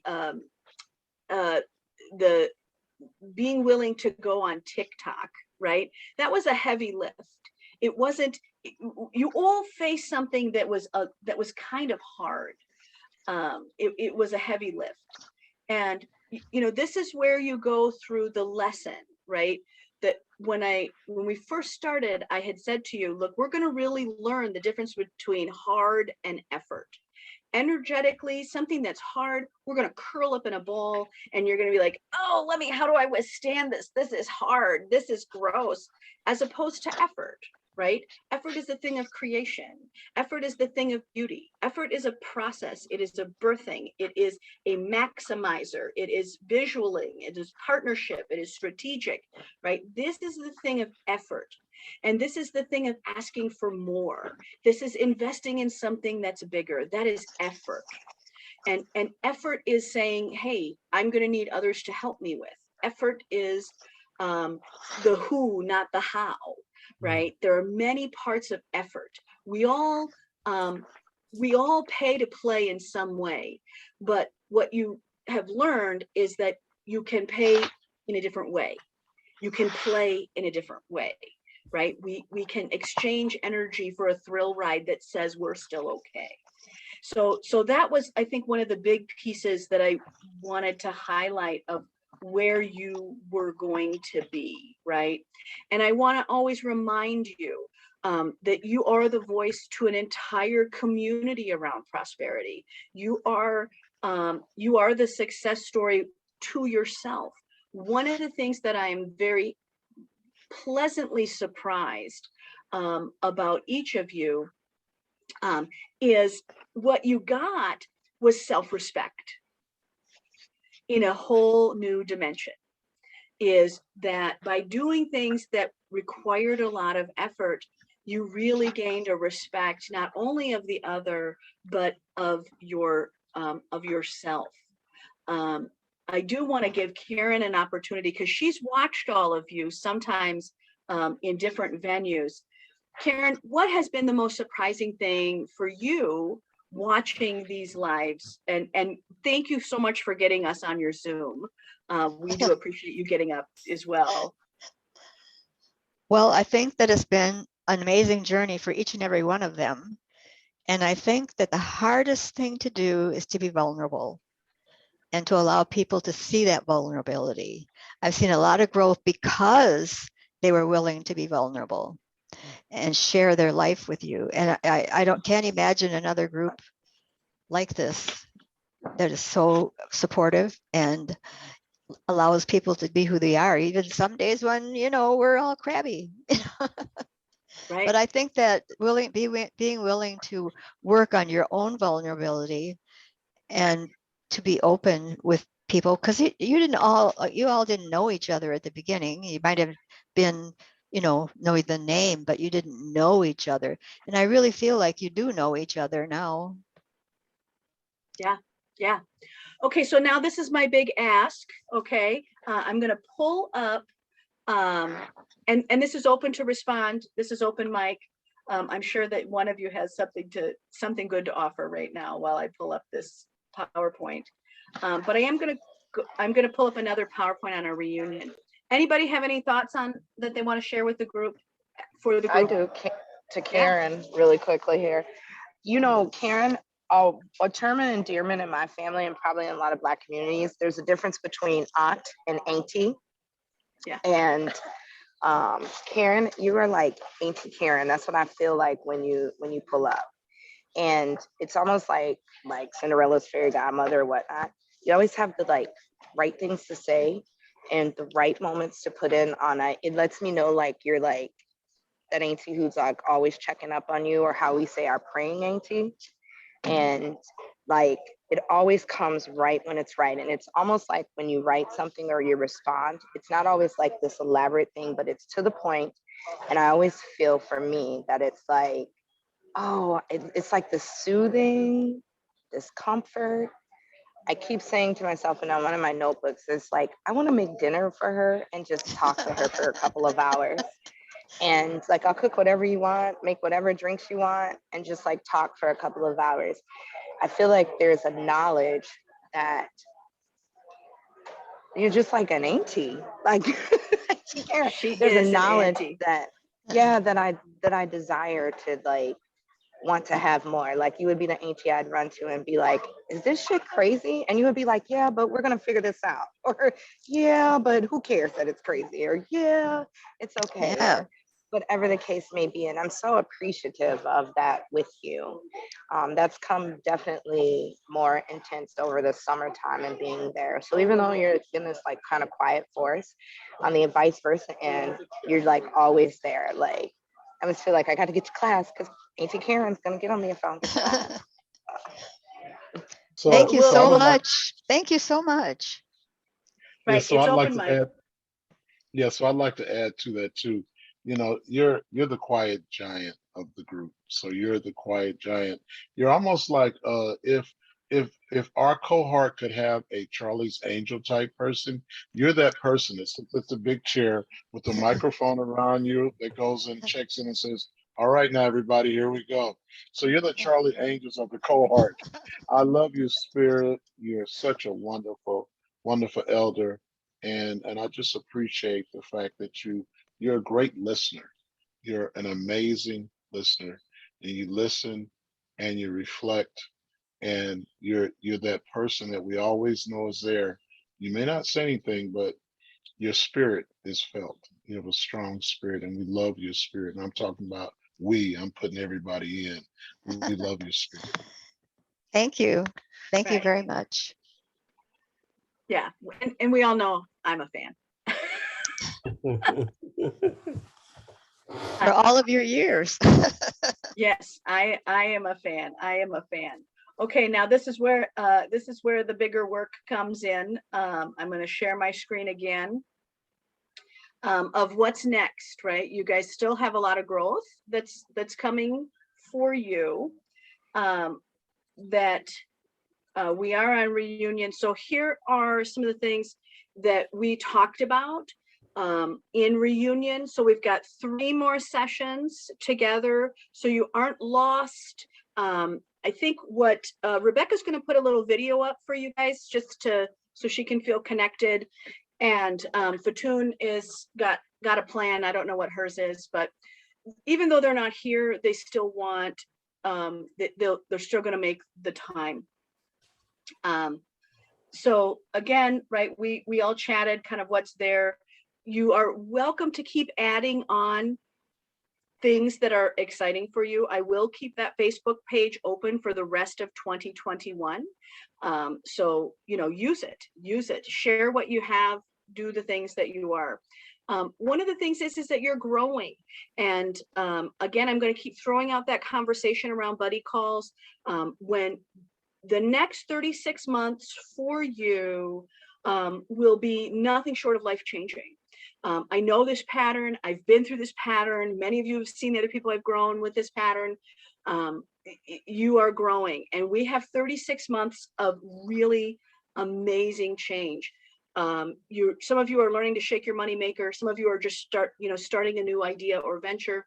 But by the time we get to the year 3, what will happen is the way you add it up will completely change. So the things that we do now will really change by year 3. And some of you have worked for me for many years, and you remember those years of when things really change. You have to add it up spiritually, emotionally, physically, financially, mentally, right? It's a greater ask. So this is what is happening, is that you are having a greater ask of the world and of yourself. You are growing. Use those buddy calls, and you just have to reach out to my assistant. And it's getting through the really kind of niggly piggly stuff. Michelle, I'm going to let you respond to that because you've had buddy calls. And then Janine, I'll let you respond to that. But how do you use a buddy call? Usually it's really about whatever's kind of going on in that moment or the last few weeks, which is just really helpful to process through those sticking points, and then also to look forward at where my focus should be. And the combination of those 2 pieces is really what I think it's a pretty big player in what keeps me moving forward. And letting go of what I need to let go of and keeping my focus where it should be. Right. So it's a 2-part process for you, right? Yes. Identifying the sticking points, letting them go, right? Freeing up the flow, and then really staying true, right, to this larger piece that you're here to be. Yeah. Right. Yeah. Janine, do you have any response? You've had buddy calls. How are they helpful for you? Buddy calls for me are a great way to have a different perspective of the shit in my life. And then to celebrate the stuff that I might have just stumbled over. Right. So, just getting through the stumbling blocks, right? And having, I think the other part, BJ, you can attest to this, of having somebody who's rooting for you, that knows the whole story, that is on your team. It kind of helps you be a little more bold. Any response? Yeah, I think that when you talk about your support system, you have to be very clear on that. Matter of fact, I want to add some things before I forget. There's some things that I've been kind of living by that have helped me out tremendously, and I want to share with the group. Um, I just kind of found my family and been separated for 50 years from my family. So um, I talked to a gentleman in Memphis, which is my cousin, I found out. And he told me that one of my elders that is no longer here actually helped Don Cornelius to start Soul Train. And Oh, wow. and that we have a history. My nephew raises pit bulls, but we have a history. And he also told me that one of my elders uh, uh, after slavery was one of the best hound dog breeders in the world. And he was commanding at that time, after slavery, $1,500 per hound dog. Now, Wow. I don't know if they were searching for slaves, which makes me feel bad, but it makes me feel good they were getting the top price at the time. So that history stuff is coming into play now. I'll be organizing the first family reunion again for the Glovers all over the country, not just the ones that I met in Kansas City. This time I'll be helping to organize a family reunion for the Glovers all over the country. So here's some things that I found out. It's expensive to be stubborn. It's very costly to be stubborn. So we Oh, have to make sure that we let go of that because it's very expensive. And sometimes we need to praise God as if he's already blessed us, and it's just a matter of time before your seed becomes your harvest. And if you look at what we've done, we've been able to see a seed in each and every one of us become a harvest. And then the next piece, the mess that we're going through is the fertilizer for the breakthrough harvest that we're about to have. So we can look at this, say, I look at the Duchess, and she says this whole black male. oh, you muted on us. You must be getting a call too. That's a fertilizer for her harvest. Everybody's going through something, but it's part of a fertilizer. So we're going from surviving to thriving. Look at King. He went from surviving to thriving. And so the one big thing that God says, he says that I make all things new, but I don't make new things. And Wow. that's very important to understand that he doesn't make new things. It just makes all things new. And that's what he's doing with us. He's making all these things new. So I'm living my life and guiding my life through this, by this, because and I got my little calendar. It's my shine. And this year I'm shining. I got my November goals. Every month I got goals. I got my board. I'm going crazy. I'm excited. I'm spending my time wisely. I'm working out on my body, my mind, and my spirit. And I'm not focused on a relationship but I'm having a really wonderful relationship with VJ Smith. Right. VJ, Date do you yourself. have a podcast yet? Because I feel like I need a daily dose of VJ. Right. I think we all do. Yeah. Yeah. I Yeah. have a secret desire is that VJ and I have our own podcast Oh, secret. of We're the gonna be two of secret. us. That sounds good. If we could get a dose of of all the magic that comes out of VJ and a little bit of magic that comes with me, we can kind of, Mickey, why do you always say it's a little bit magic? It's like a whole lot of magic that comes out of you.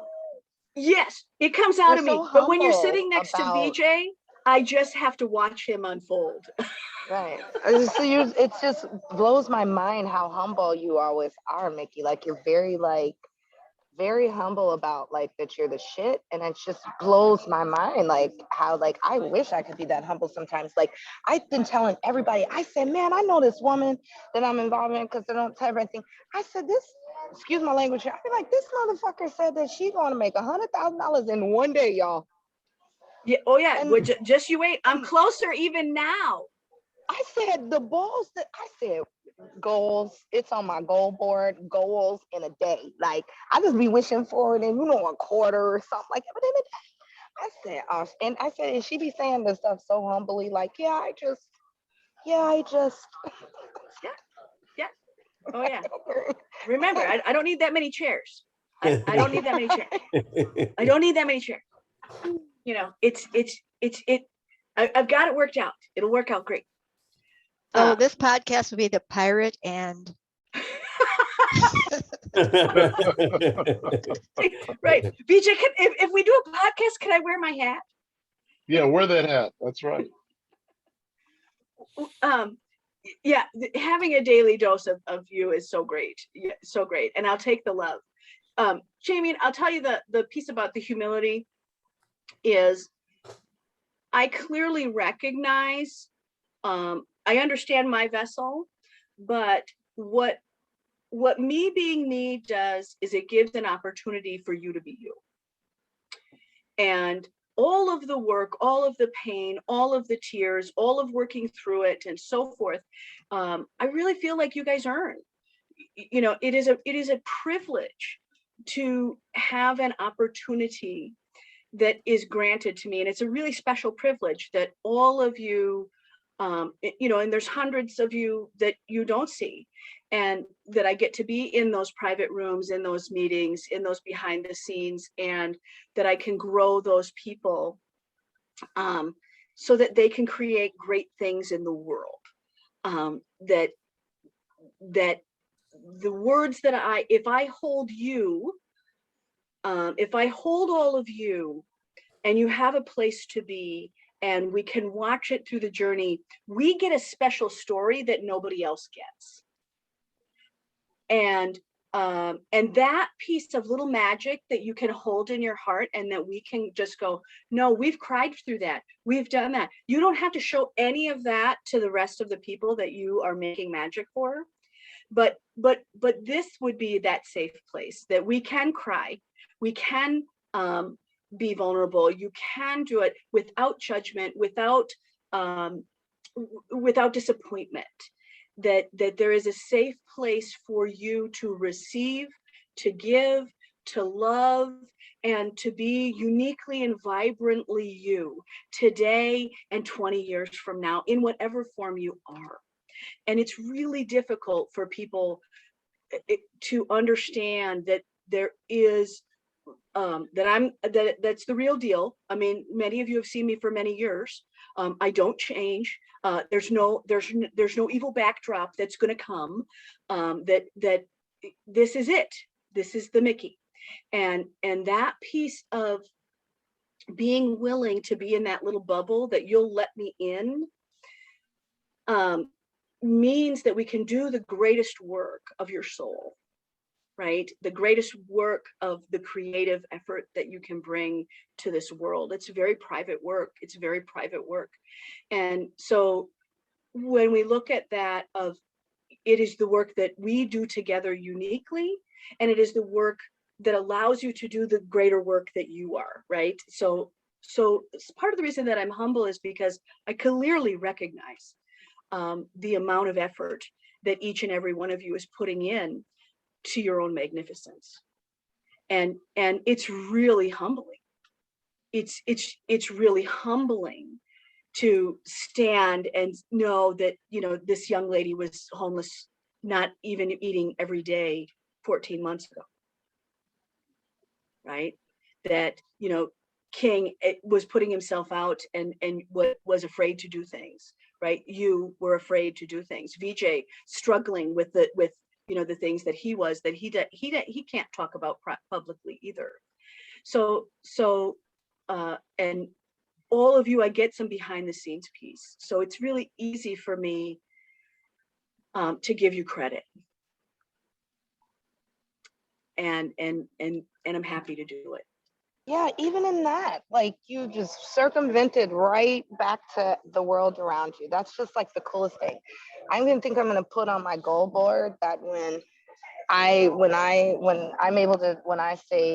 say I'm gonna have $100,000 day, I hope that my spirit shows up in that type of way, and that I can circumvent that, because I'm gonna tell you, I'm probably gonna I better be there.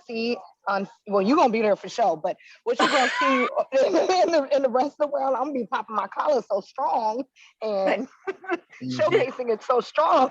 I don't even know what to do. I hope that like in life that I can be that. I don't know. I know for sure I'm not there yet, but in the way that I show humility in that type of way. And when I move, like when I do something and I accomplish something, like I want to showcase that in a major way and not in just like a little way. I want to showcase that in a major way to myself, to others, to whatever not. And for you, it's more like, yeah, I said $100,000 day, but if it wasn't for the rest of the world who loves me and you take it for a second and then it goes back out to the world. That almost is like the saying of is like it sewing back so that there we go, sewing back into the land in which to make my garden grow bigger. That's what the hell that is. Yep. Yeah. That's right. And again, you got to remember what is my paycheck, right? Is that I love to love and I love to be loved.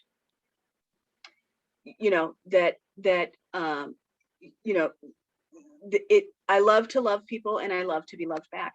And that is where my value is that we can all put each other in your heart. And that you can really have something that's more special, that is not so commercial. A lot of people are going to want to attach to all of you for a commercial reason. And that I know how to make money. That part doesn't impress me. What impresses me is the verve, the depth, the way that you are willing to do the hard work. And that impresses me. And that's nobody can fake that. You all have seen people who are ballers, right? They got all the jing, they got all the whatever. Yeah. Okay, I can have all that too. But that's not actually what's impressive. What is impressive is emotional capacity. What is impressive is being able to love somebody and to do it without feeling like there's a giver's gain. I loved you and you didn't love me enough back. Right? I mean, that there's real work. There's real work that all of you did to be able to get this far. And those are celebrations that aren't as easy to do at an awards ceremony. Right? That you're going to get the award for that outcome, but the real award is that all of you like who you are. That you know you're good. And sometimes you just need a little Mickey voice to say, you're really good. Like those people think you're good because of all the stuff you do out there, but there's another voice that says, no, deep down where nobody else sees, in the secret place that we all have together, deep down where nobody else sees, where nobody else talks about it, deep down there, that's where you're magic. And sometimes you have to have that trust. And I thank you very much for being willing to have that trust with me. Is you have to have that trust to be able to go to the deep, dark, ugly, gnarly little sticky bits, so that you can go out there and be free flowing in magic.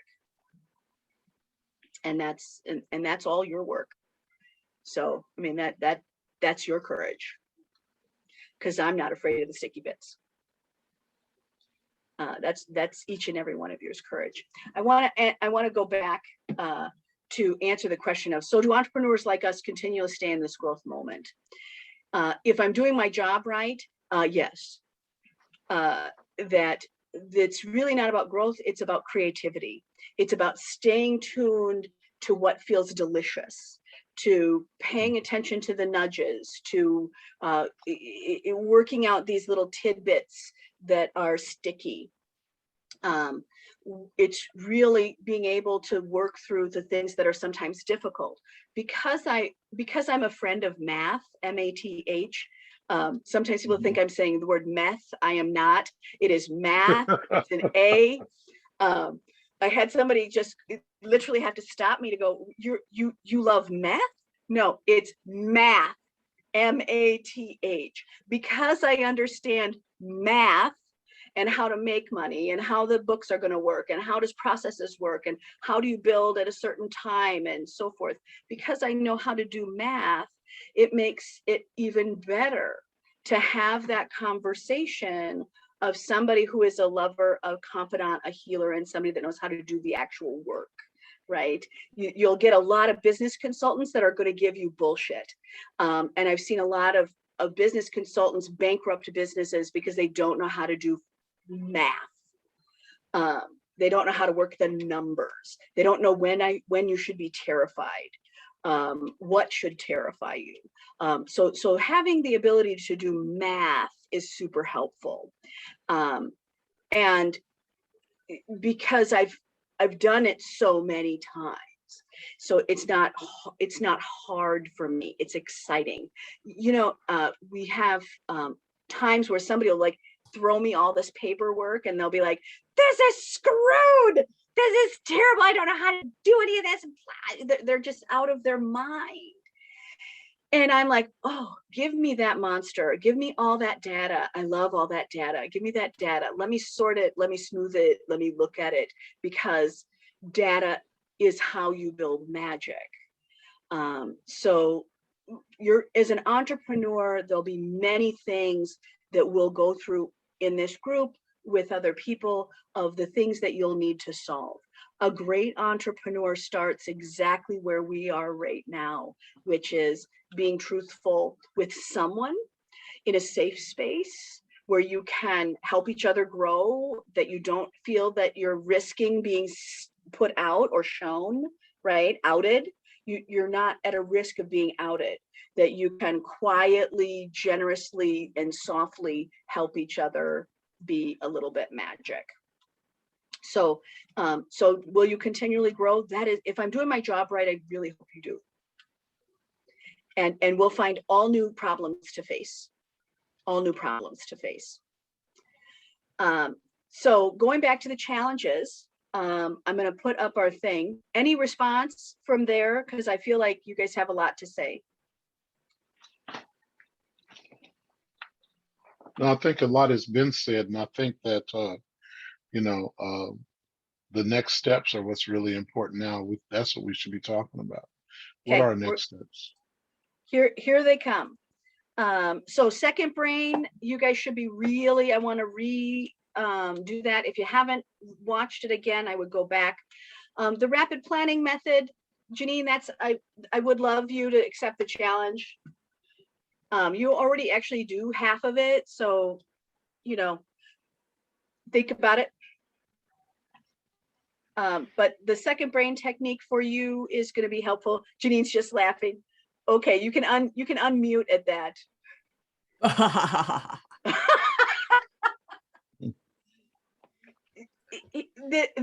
The rapid planning method, King, you had some trouble with it too. But Janine, you actually are doing half of it already. I know, but my brain doesn't break it down in that, like, the why way. I just know that shit needs to be broke down, but the why behind it, that part doesn't play out.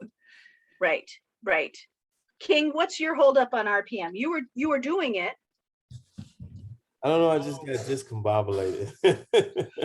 Yes, I talked to you at your most discombobulated moment. Okay, so RPM again. VJ's bathroom is a testament to that. That he's doing it. So if you guys want to buddy up or something like that, that's great. Would it be helpful if we just put together a 3-hour session and just did it as a group? Would that be something that would be helpful? I need a go lot. ahead, Janine, sorry. That you need what?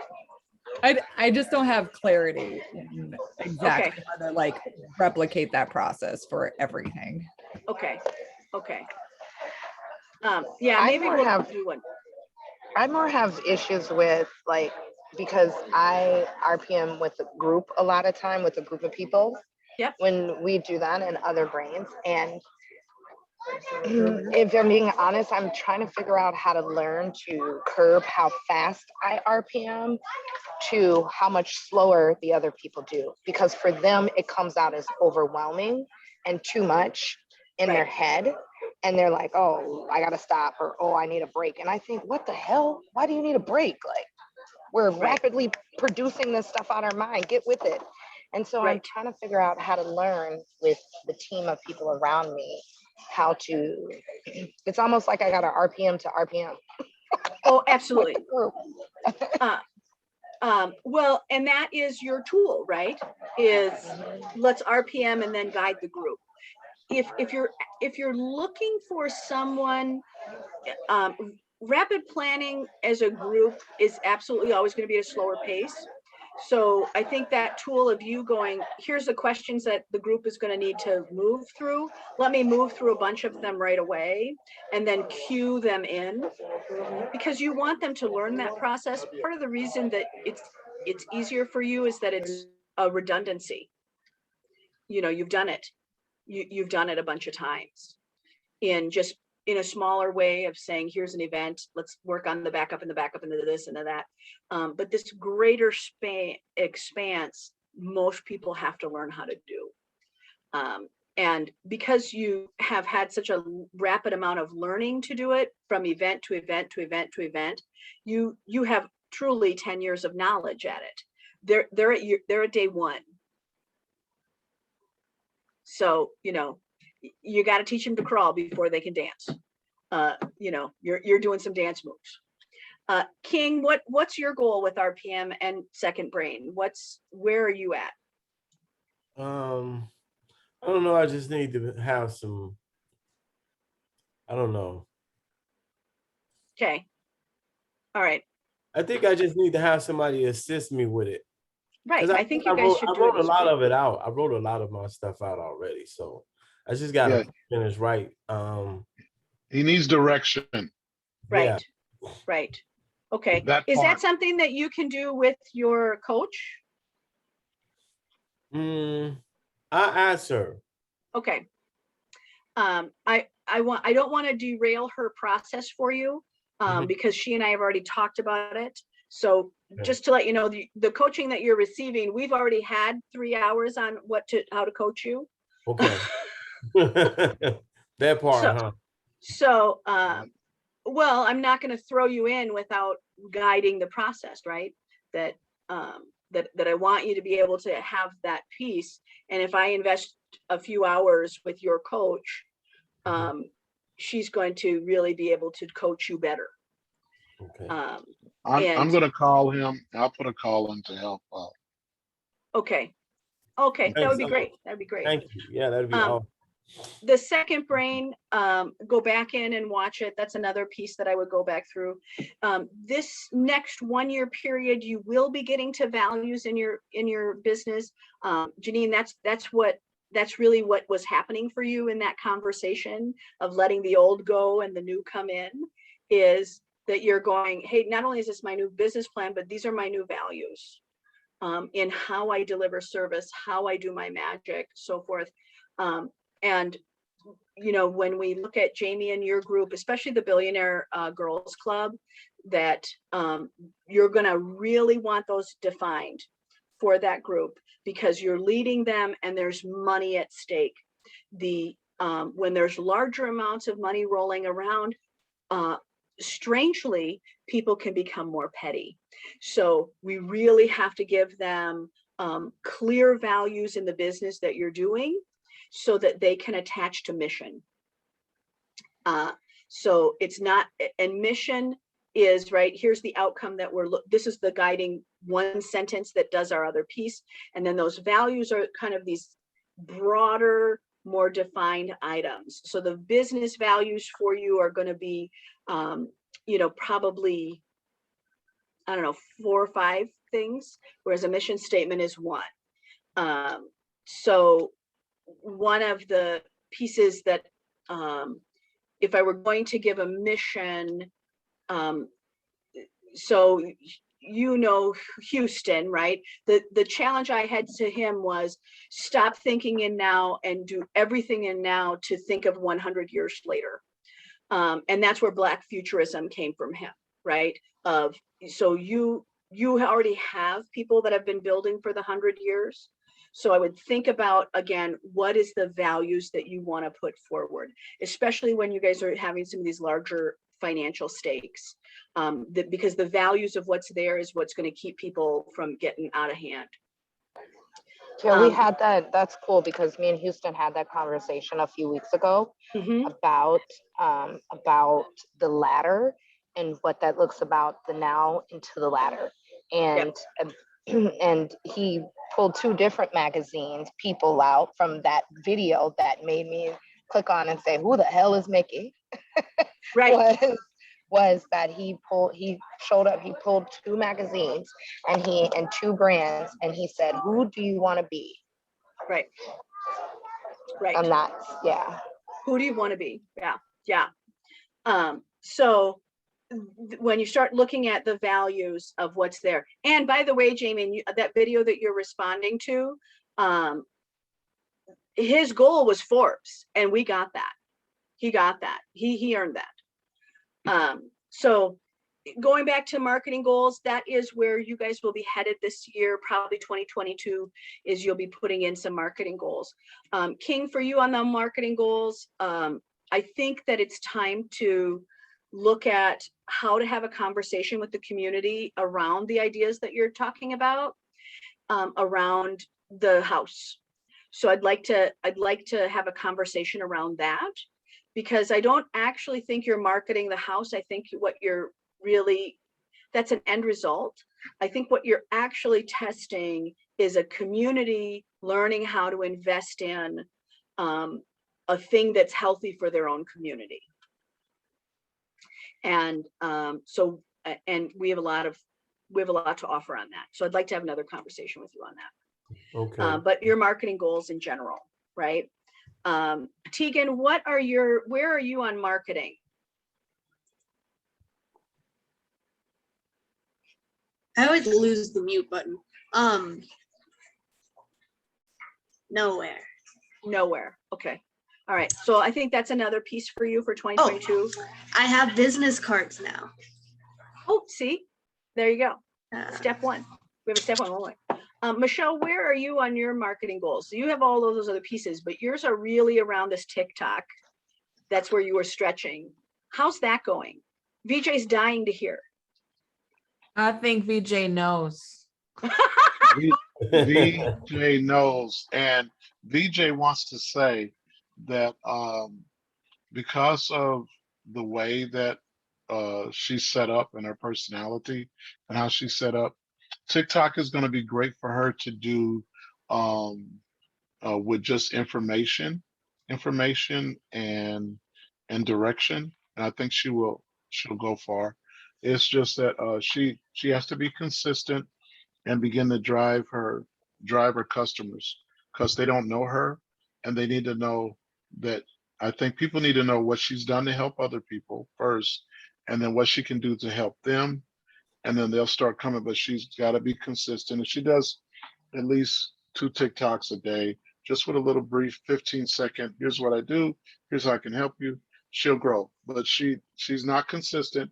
And when she gets consistent, she's going to be great, because she's actually good at it. I don't think she has to do her face, but her voice is great, and her content, she knows how to do graphics. And once she does consistent with that, I think her business is going to grow from TikTok, because she's going to be creating some followers. So we haven't talked much about it, but I've been watching. She hasn't done much, but I love her. I would love the window to the world. Right. Michelle, what any blocks on it, or is TikTok just not your deal? Am I picking on you for no reason? No, you're not picking on me for no reason. It's always valid to have conversations around topics like this. It is more of a stretch for me, so that does make it a little more challenging. And right after we ended, or I guess shortly after we ended, a couple weeks maybe, I let the VA go that was helping me with the TikTok stuff. Oh, okay. Unrelated to TikTok, but I just had to. So I lost that help, which then it's a timing issue and making it a priority, which it just hasn't been. So this is a who, not how. Yeah, for sure. Okay. And I have a pretty good list of the, topic ideas and stuff. I really did a lot of brainstorming around that. But it also I don't know for other people that are on TikTok, but I feel like a lot of them that I would like to do would take a lot of time. And I don't know. I mean, I think some people get really comfortable with it and it's faster for them, but there's a learning curve. And I don't know if you guys know who Elise Myers is. She's on a couple different platforms, but I think one of her videos this last week. So she's the went on a date off of an app. Do I know who Elise Myers is? Yes. Yes. Yes. Do I love Elise Myers? Also, yes. Also, yes. I'm gonna have to find Elise Myers. Is it ELYSE.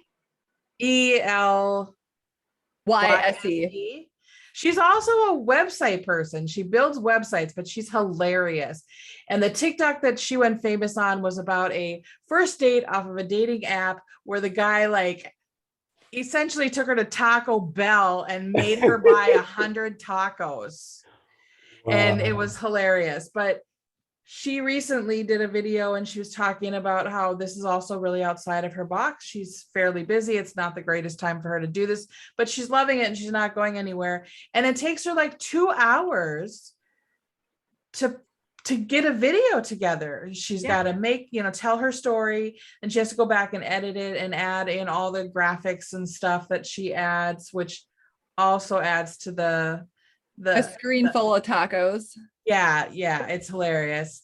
But then I didn't feel so bad, but I do not have 2 hours a day to make a video. I just don't. It's never going to be that big of a priority in my life. I mean, for she got 1 million followers at this point. Yeah, in just a couple of weeks. Feels like a good 2 hours of marketing spent. Yeah. Wow. Yeah, for her. I'm not that funny, but but yeah, so it made me feel better that I'm not the only one that takes a lot of time, but I don't care to dedicate 2 hours to that a day.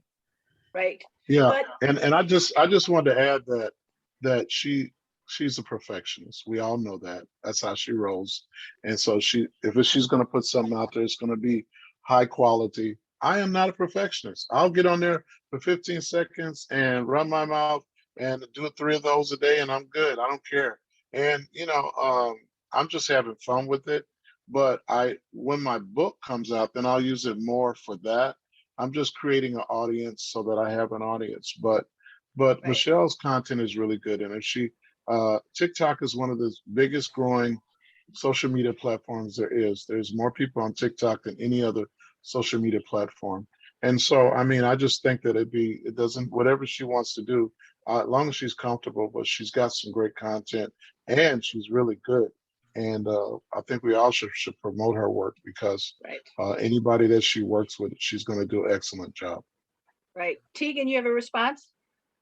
Okay, I got a couple things. First, every time I see one of your videos, I like it. And then I also click the share and copy link because that messes with the algorithm and makes it pop up on more of the For You pages. It makes it I trick it. So I do that for you every time I see one of your videos. Thanks. My personal TikTok went way off of my original idea. Now it's just kind of like a fun thing that I do. But one thing that I did that weirdly enough got quite a bit of attention, a lot of views at least, not a lot of interactions, but was me just being like, hey, how do you do this on TikTok? Because every way I'm doing it is not working. And I ended up actually getting some good advice, and somebody even made a TikTok video in response to show me how they do it. Mhm. And it ended up helping me a lot. Oh, That's really That's great. nice. Yeah, it is. It's challenging to get information about how to do things. And I asked somebody else about that, and they basically said, like, YouTube does not want to help you with TikTok. So it's hard to even like search on YouTube for videos on how to do stuff because they suppress them Mhm. or they delete them because they don't want them on their platform. You They can want look it up to on use TikTok YouTube. then. Yeah, I was struggling with that. I wasn't at the time finding what I wanted. They weren't Yeah. coming up. So right. yeah, Well- but I also have a personal account. So I do periodically things on there, usually involving my animals in my house. But yeah. Okay, well, I'm gonna put that challenge to a bunch of you, right? Is, let's get that TikTok piece. I do want to just remind you, Mr. Smith, on your goals for the book. Where are we on that? Is that gonna come out in 2022? Yeah, we're six. We got 19 chapters. We're finished chapter 8 so far. We're doing a chapter a week. Okay, and so you are ending at George Floyd, or are you starting the second book now? Where No, are you on the first one or are you on the second one? we're probably ending at when I got COVID. We're going to end there. Okay. Yeah. So we're going to end at COVID and then everything from COVID forward. Are you taking notes as you're doing this? Yeah. Okay. I'm kind of lying and telling the truth. Yes, I am. I don't know how you do that. I don't know how you lie and tell the truth at the same time. But I think I'm doing that. Yeah, so I'm taking notes, but not really taking notes. But yeah, I'm taking notes, which means I have some journals, and I'm going to be a little more impactful on taking notes since you said it like that, Mickey Mike Worth. Well, you actually have the time to really talk about the process, and I think that's what is going to be really transformative, is to make sure that we have the second batch of content as soon as the first batch is done. So Right. I think we'll end up with a 1-2 kind of display. Okay, King, what's the goal we're going to leave you with on marketing? I was really thinking about, well, I'm planning on putting a book together, because that's what I've always wanted, to put a book together and also add some content to it. And just to give my analysis on, like just being out there, boots on the ground, grassroots organization, just documenting things. And I'm seeing everybody put their books up and doing this and this and that. And I was like, you know what? I really need to put a book together, but I have so much content that I don't even know where to start. But I was like, well, I should just do something. But I was like, well, I don't know. I like to have people to hold my hand. It's weird, I don't know what, but I just like. Yes, you do. You like a little hand holding.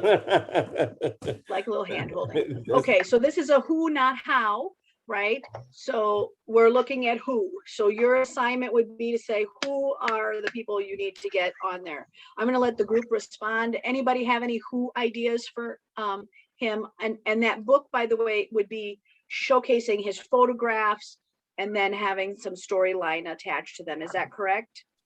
Yes.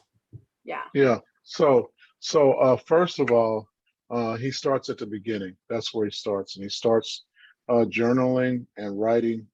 He starts right now. He just starts at the beginning. He doesn't have any kind of method of it. He just starts writing. And every day he takes 10 or 15 minutes to work on his book. Start at the beginning.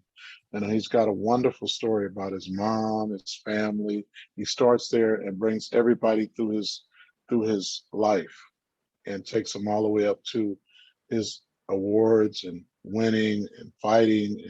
And it's going to be a great book, but he's got to start from the beginning. I do think that is exactly right, is giving it a timeline as well as what I'm hearing you say, BJ. Right. And so, say, let's start at this time and then end at this time. So we don't want, and then, because he's a, I don't know if he needs to Oh, anyway, I'll talk to him about that. But he's got to start. He's got to spend a little bit of time every day. It was just like first thing you get up in the morning, 15 minutes to start writing your book. And chapter 1 will be just the beginning. And then we'll just, that's how to roll. You just keep going and keep going. And then later you'll break it down into different chapters and all that stuff. So so King, I got to talk to you about that and about the other stuff, kind of setting up. But I want to show you guys something. You see this? This is a 90-year-old doll that my brother can't found see it. I in the don't house. see it. You don't see it? Oh, No. can't see. Oh, hold on. Oh. Let me show, okay, You go know, ahead now. That's Okay, a I see it that's now. Okay. that's a 90-year-old doll that my mom got her first baby doll. And it's 90 years old. Oh my God. And so I got it from my brother because he doesn't like my mom. So he said, get it out of here. I don't want it. But I cherish it. I'm gonna try to keep it in the family loom so it can keep going. But you have to understand something about life and what's going on. See, this is part of history. And part of the history you've got that you're going to be able to share, King, is the moments, because your mom left a legacy. And nobody's going to be able to tell it but you, because you're the only person that can tell it in your story. Your mom left a hell of a legacy and you're continuing it on. It's not like she just left her legacy. It's like you took that mantle and you ran with it, because she took her mess and made it into a message. You hear what I'm saying? And so Right. now you're taking the mantle and you're moving it on. So the next generation doesn't have to go through what you went through. And your mom was trying to change it so you wouldn't have to go through what she was going through. And it just kept, now it's evolving. Yeah, I like it. Definitely. Okay, it's 11 o'clock. It is time for us to shut down. I am so thankful that each of you took the time to be with us today, that we had such a good piece. I think you're all in a good place. I think that everybody is still growing, that it's still real. What are you taking away from today? So Tegan, I'll start with you in the corner. What's your takeaway? That my growth is real. Yeah. Yeah, I I have agree. a hard time reflecting on that because I'm really good at just focusing on what's going chaotically right now in the moment. So I don't get to reflect on exactly how far I've gone. But like, I wouldn't wish that on anybody here. And so I'm going to work hard to not wish or project that onto myself. Right. Good. Michelle, what are you taking away from today?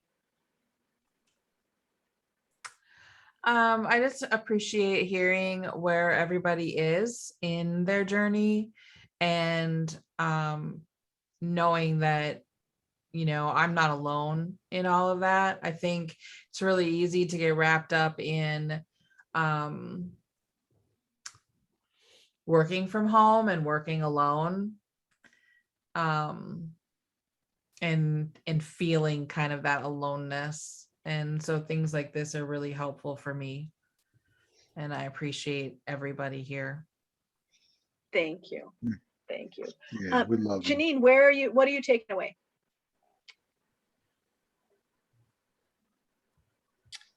I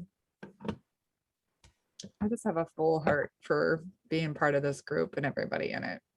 I'm really, really, really thrilled for everybody's progress and successes. And it's so easy to get caught up in what's not done and expectations of perfectionism and not knowing the results, and also paralysis of like how to move out of that because it's not perfect, or you don't know the first step, or if you're doing it correctly.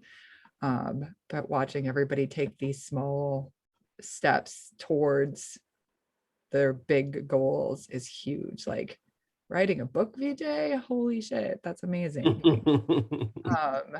And King, I know you got it in you too. That's going to be awesome. I think that's like a really great fit for you. And then Tegan, I'm so so happy to be part of this journey with you. That's like really cool to hear from where you've been to where you are now. And Michelle, I adore your work. I know you can't do the TikTok thing, but I love seeing it. And I wish you that continued success in whatever your efforts are towards. And Jamie, and man, I love the window into your world with like all the things that you share with us. So thank you for that, and keep it going, because I like standing on a rooftop celebrating it with my hands in the air. You guys are amazing. Okay, well, thank you so much.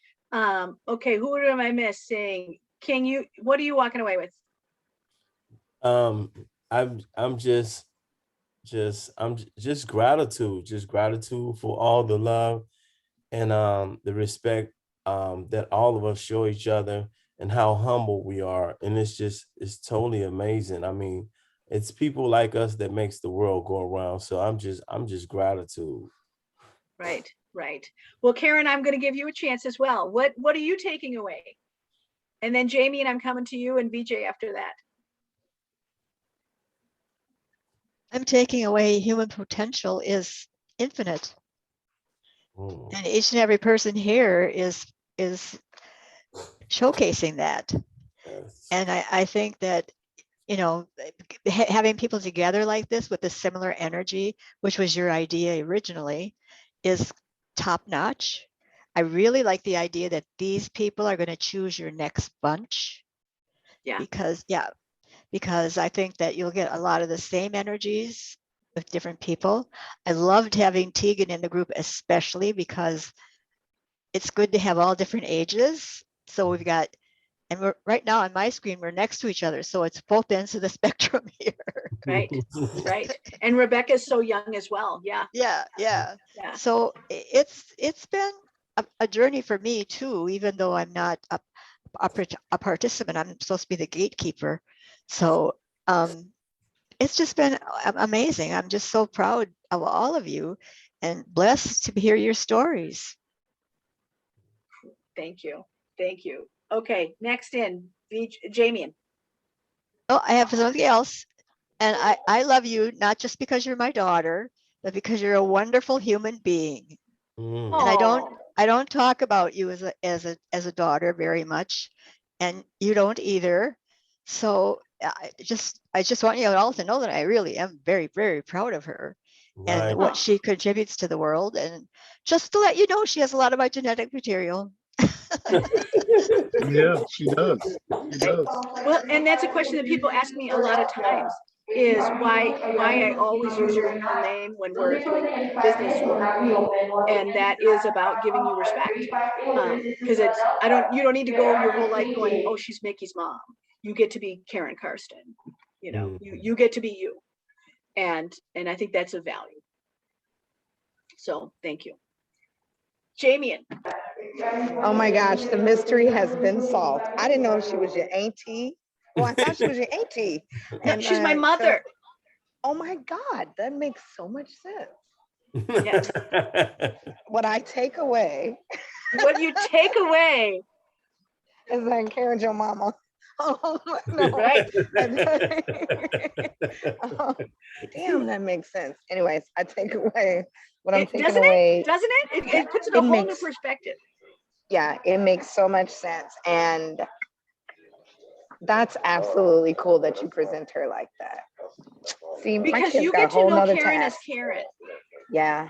And you get to fall in love with her because she's just her.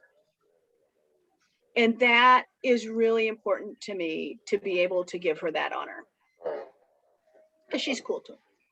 Girl, you just added another task to my son. Okay. Okay. But I'm taking away today, I'm actually taking away like love and safety from, and still being able to work. I think that is the greatest thing that I get from here, is that if no matter where I'm feeling in business, is just that it's okay that it's all wrapped around together with one, that sometimes that personal feels into the business and vice versa. And that it's just cool that you can just come, I can lay that out there, we can work through that. And it's like, okay, we're back to business, because that's how I function as a person. Like I can be in total turmoil and in tears, and then turn around and be like, okay, how are we going to make this money or this thing work?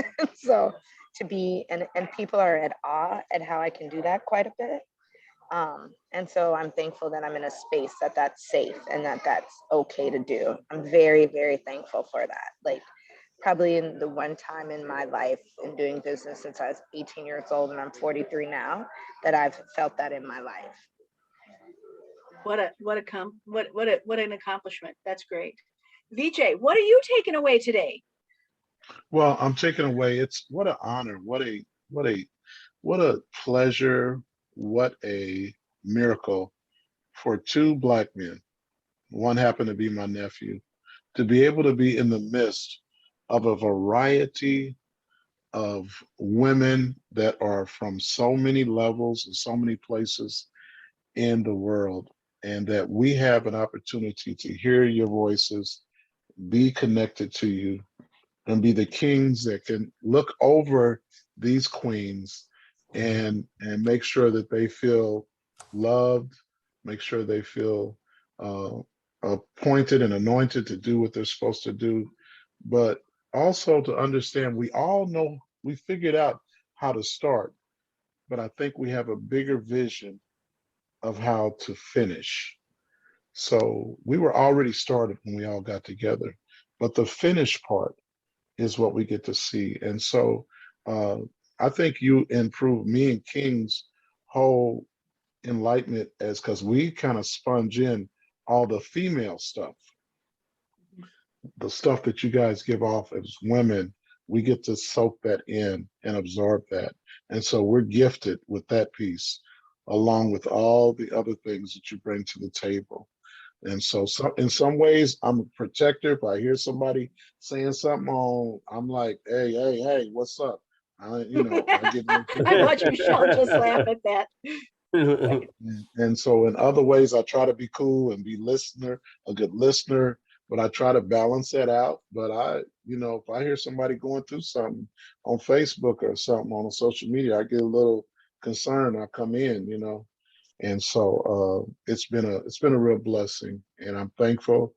I came in at a time when I really didn't want to come in. I was really trying to figure stuff out, but I'm glad I came in, and God is tremendously working on all of us. Yes. Yes. Well, can I tell you what I'm going to take away from today? Yeah. I'll tell you what I'm going to take away from today is, one, we needed to be here. We need this time. We need this time to connect again. That having those quarterly check-ins for the next year, we needed today. You guys needed to be able to love on each other. You were missing each other. I was missing you. That it was another 3 hours that just flew by. I mean, it's just so fast. And what I'm also taking away is that you all do well.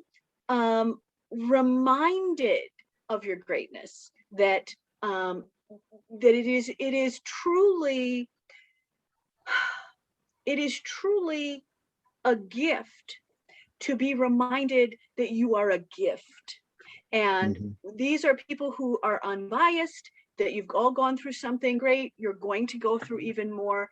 And I'm so thankful that you were willing to come to reunion, because I think that you really needed it. We needed this time to be together and to reconnect and to land. It feels like no time has gone by, doesn't it?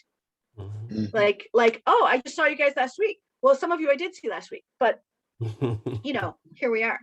And it gave me one last thing that I'm taking away from today, which is that it was so nice to show you guys my pirate hat. That I can't wait to have a whole nother day with this with you. So I'm also taking away that option. I think you should take the tag off of it now. I know. I literally unwrapped it for this class. It's still, here's the bag. Okay. Karen, thank you for blessing us with your daughter. You're Yeah. welcome. Like, She has a sister and- too. and giving us like you within her and that a product of her, and as a mother, to think another person that I can see like to show up in the world in a certain type of way and give back to the world in a certain type of way is like something to be like great and to be changed for. And how cool to watch as I'm watching my son, my youngest, go into adulthood, and how cool to watch.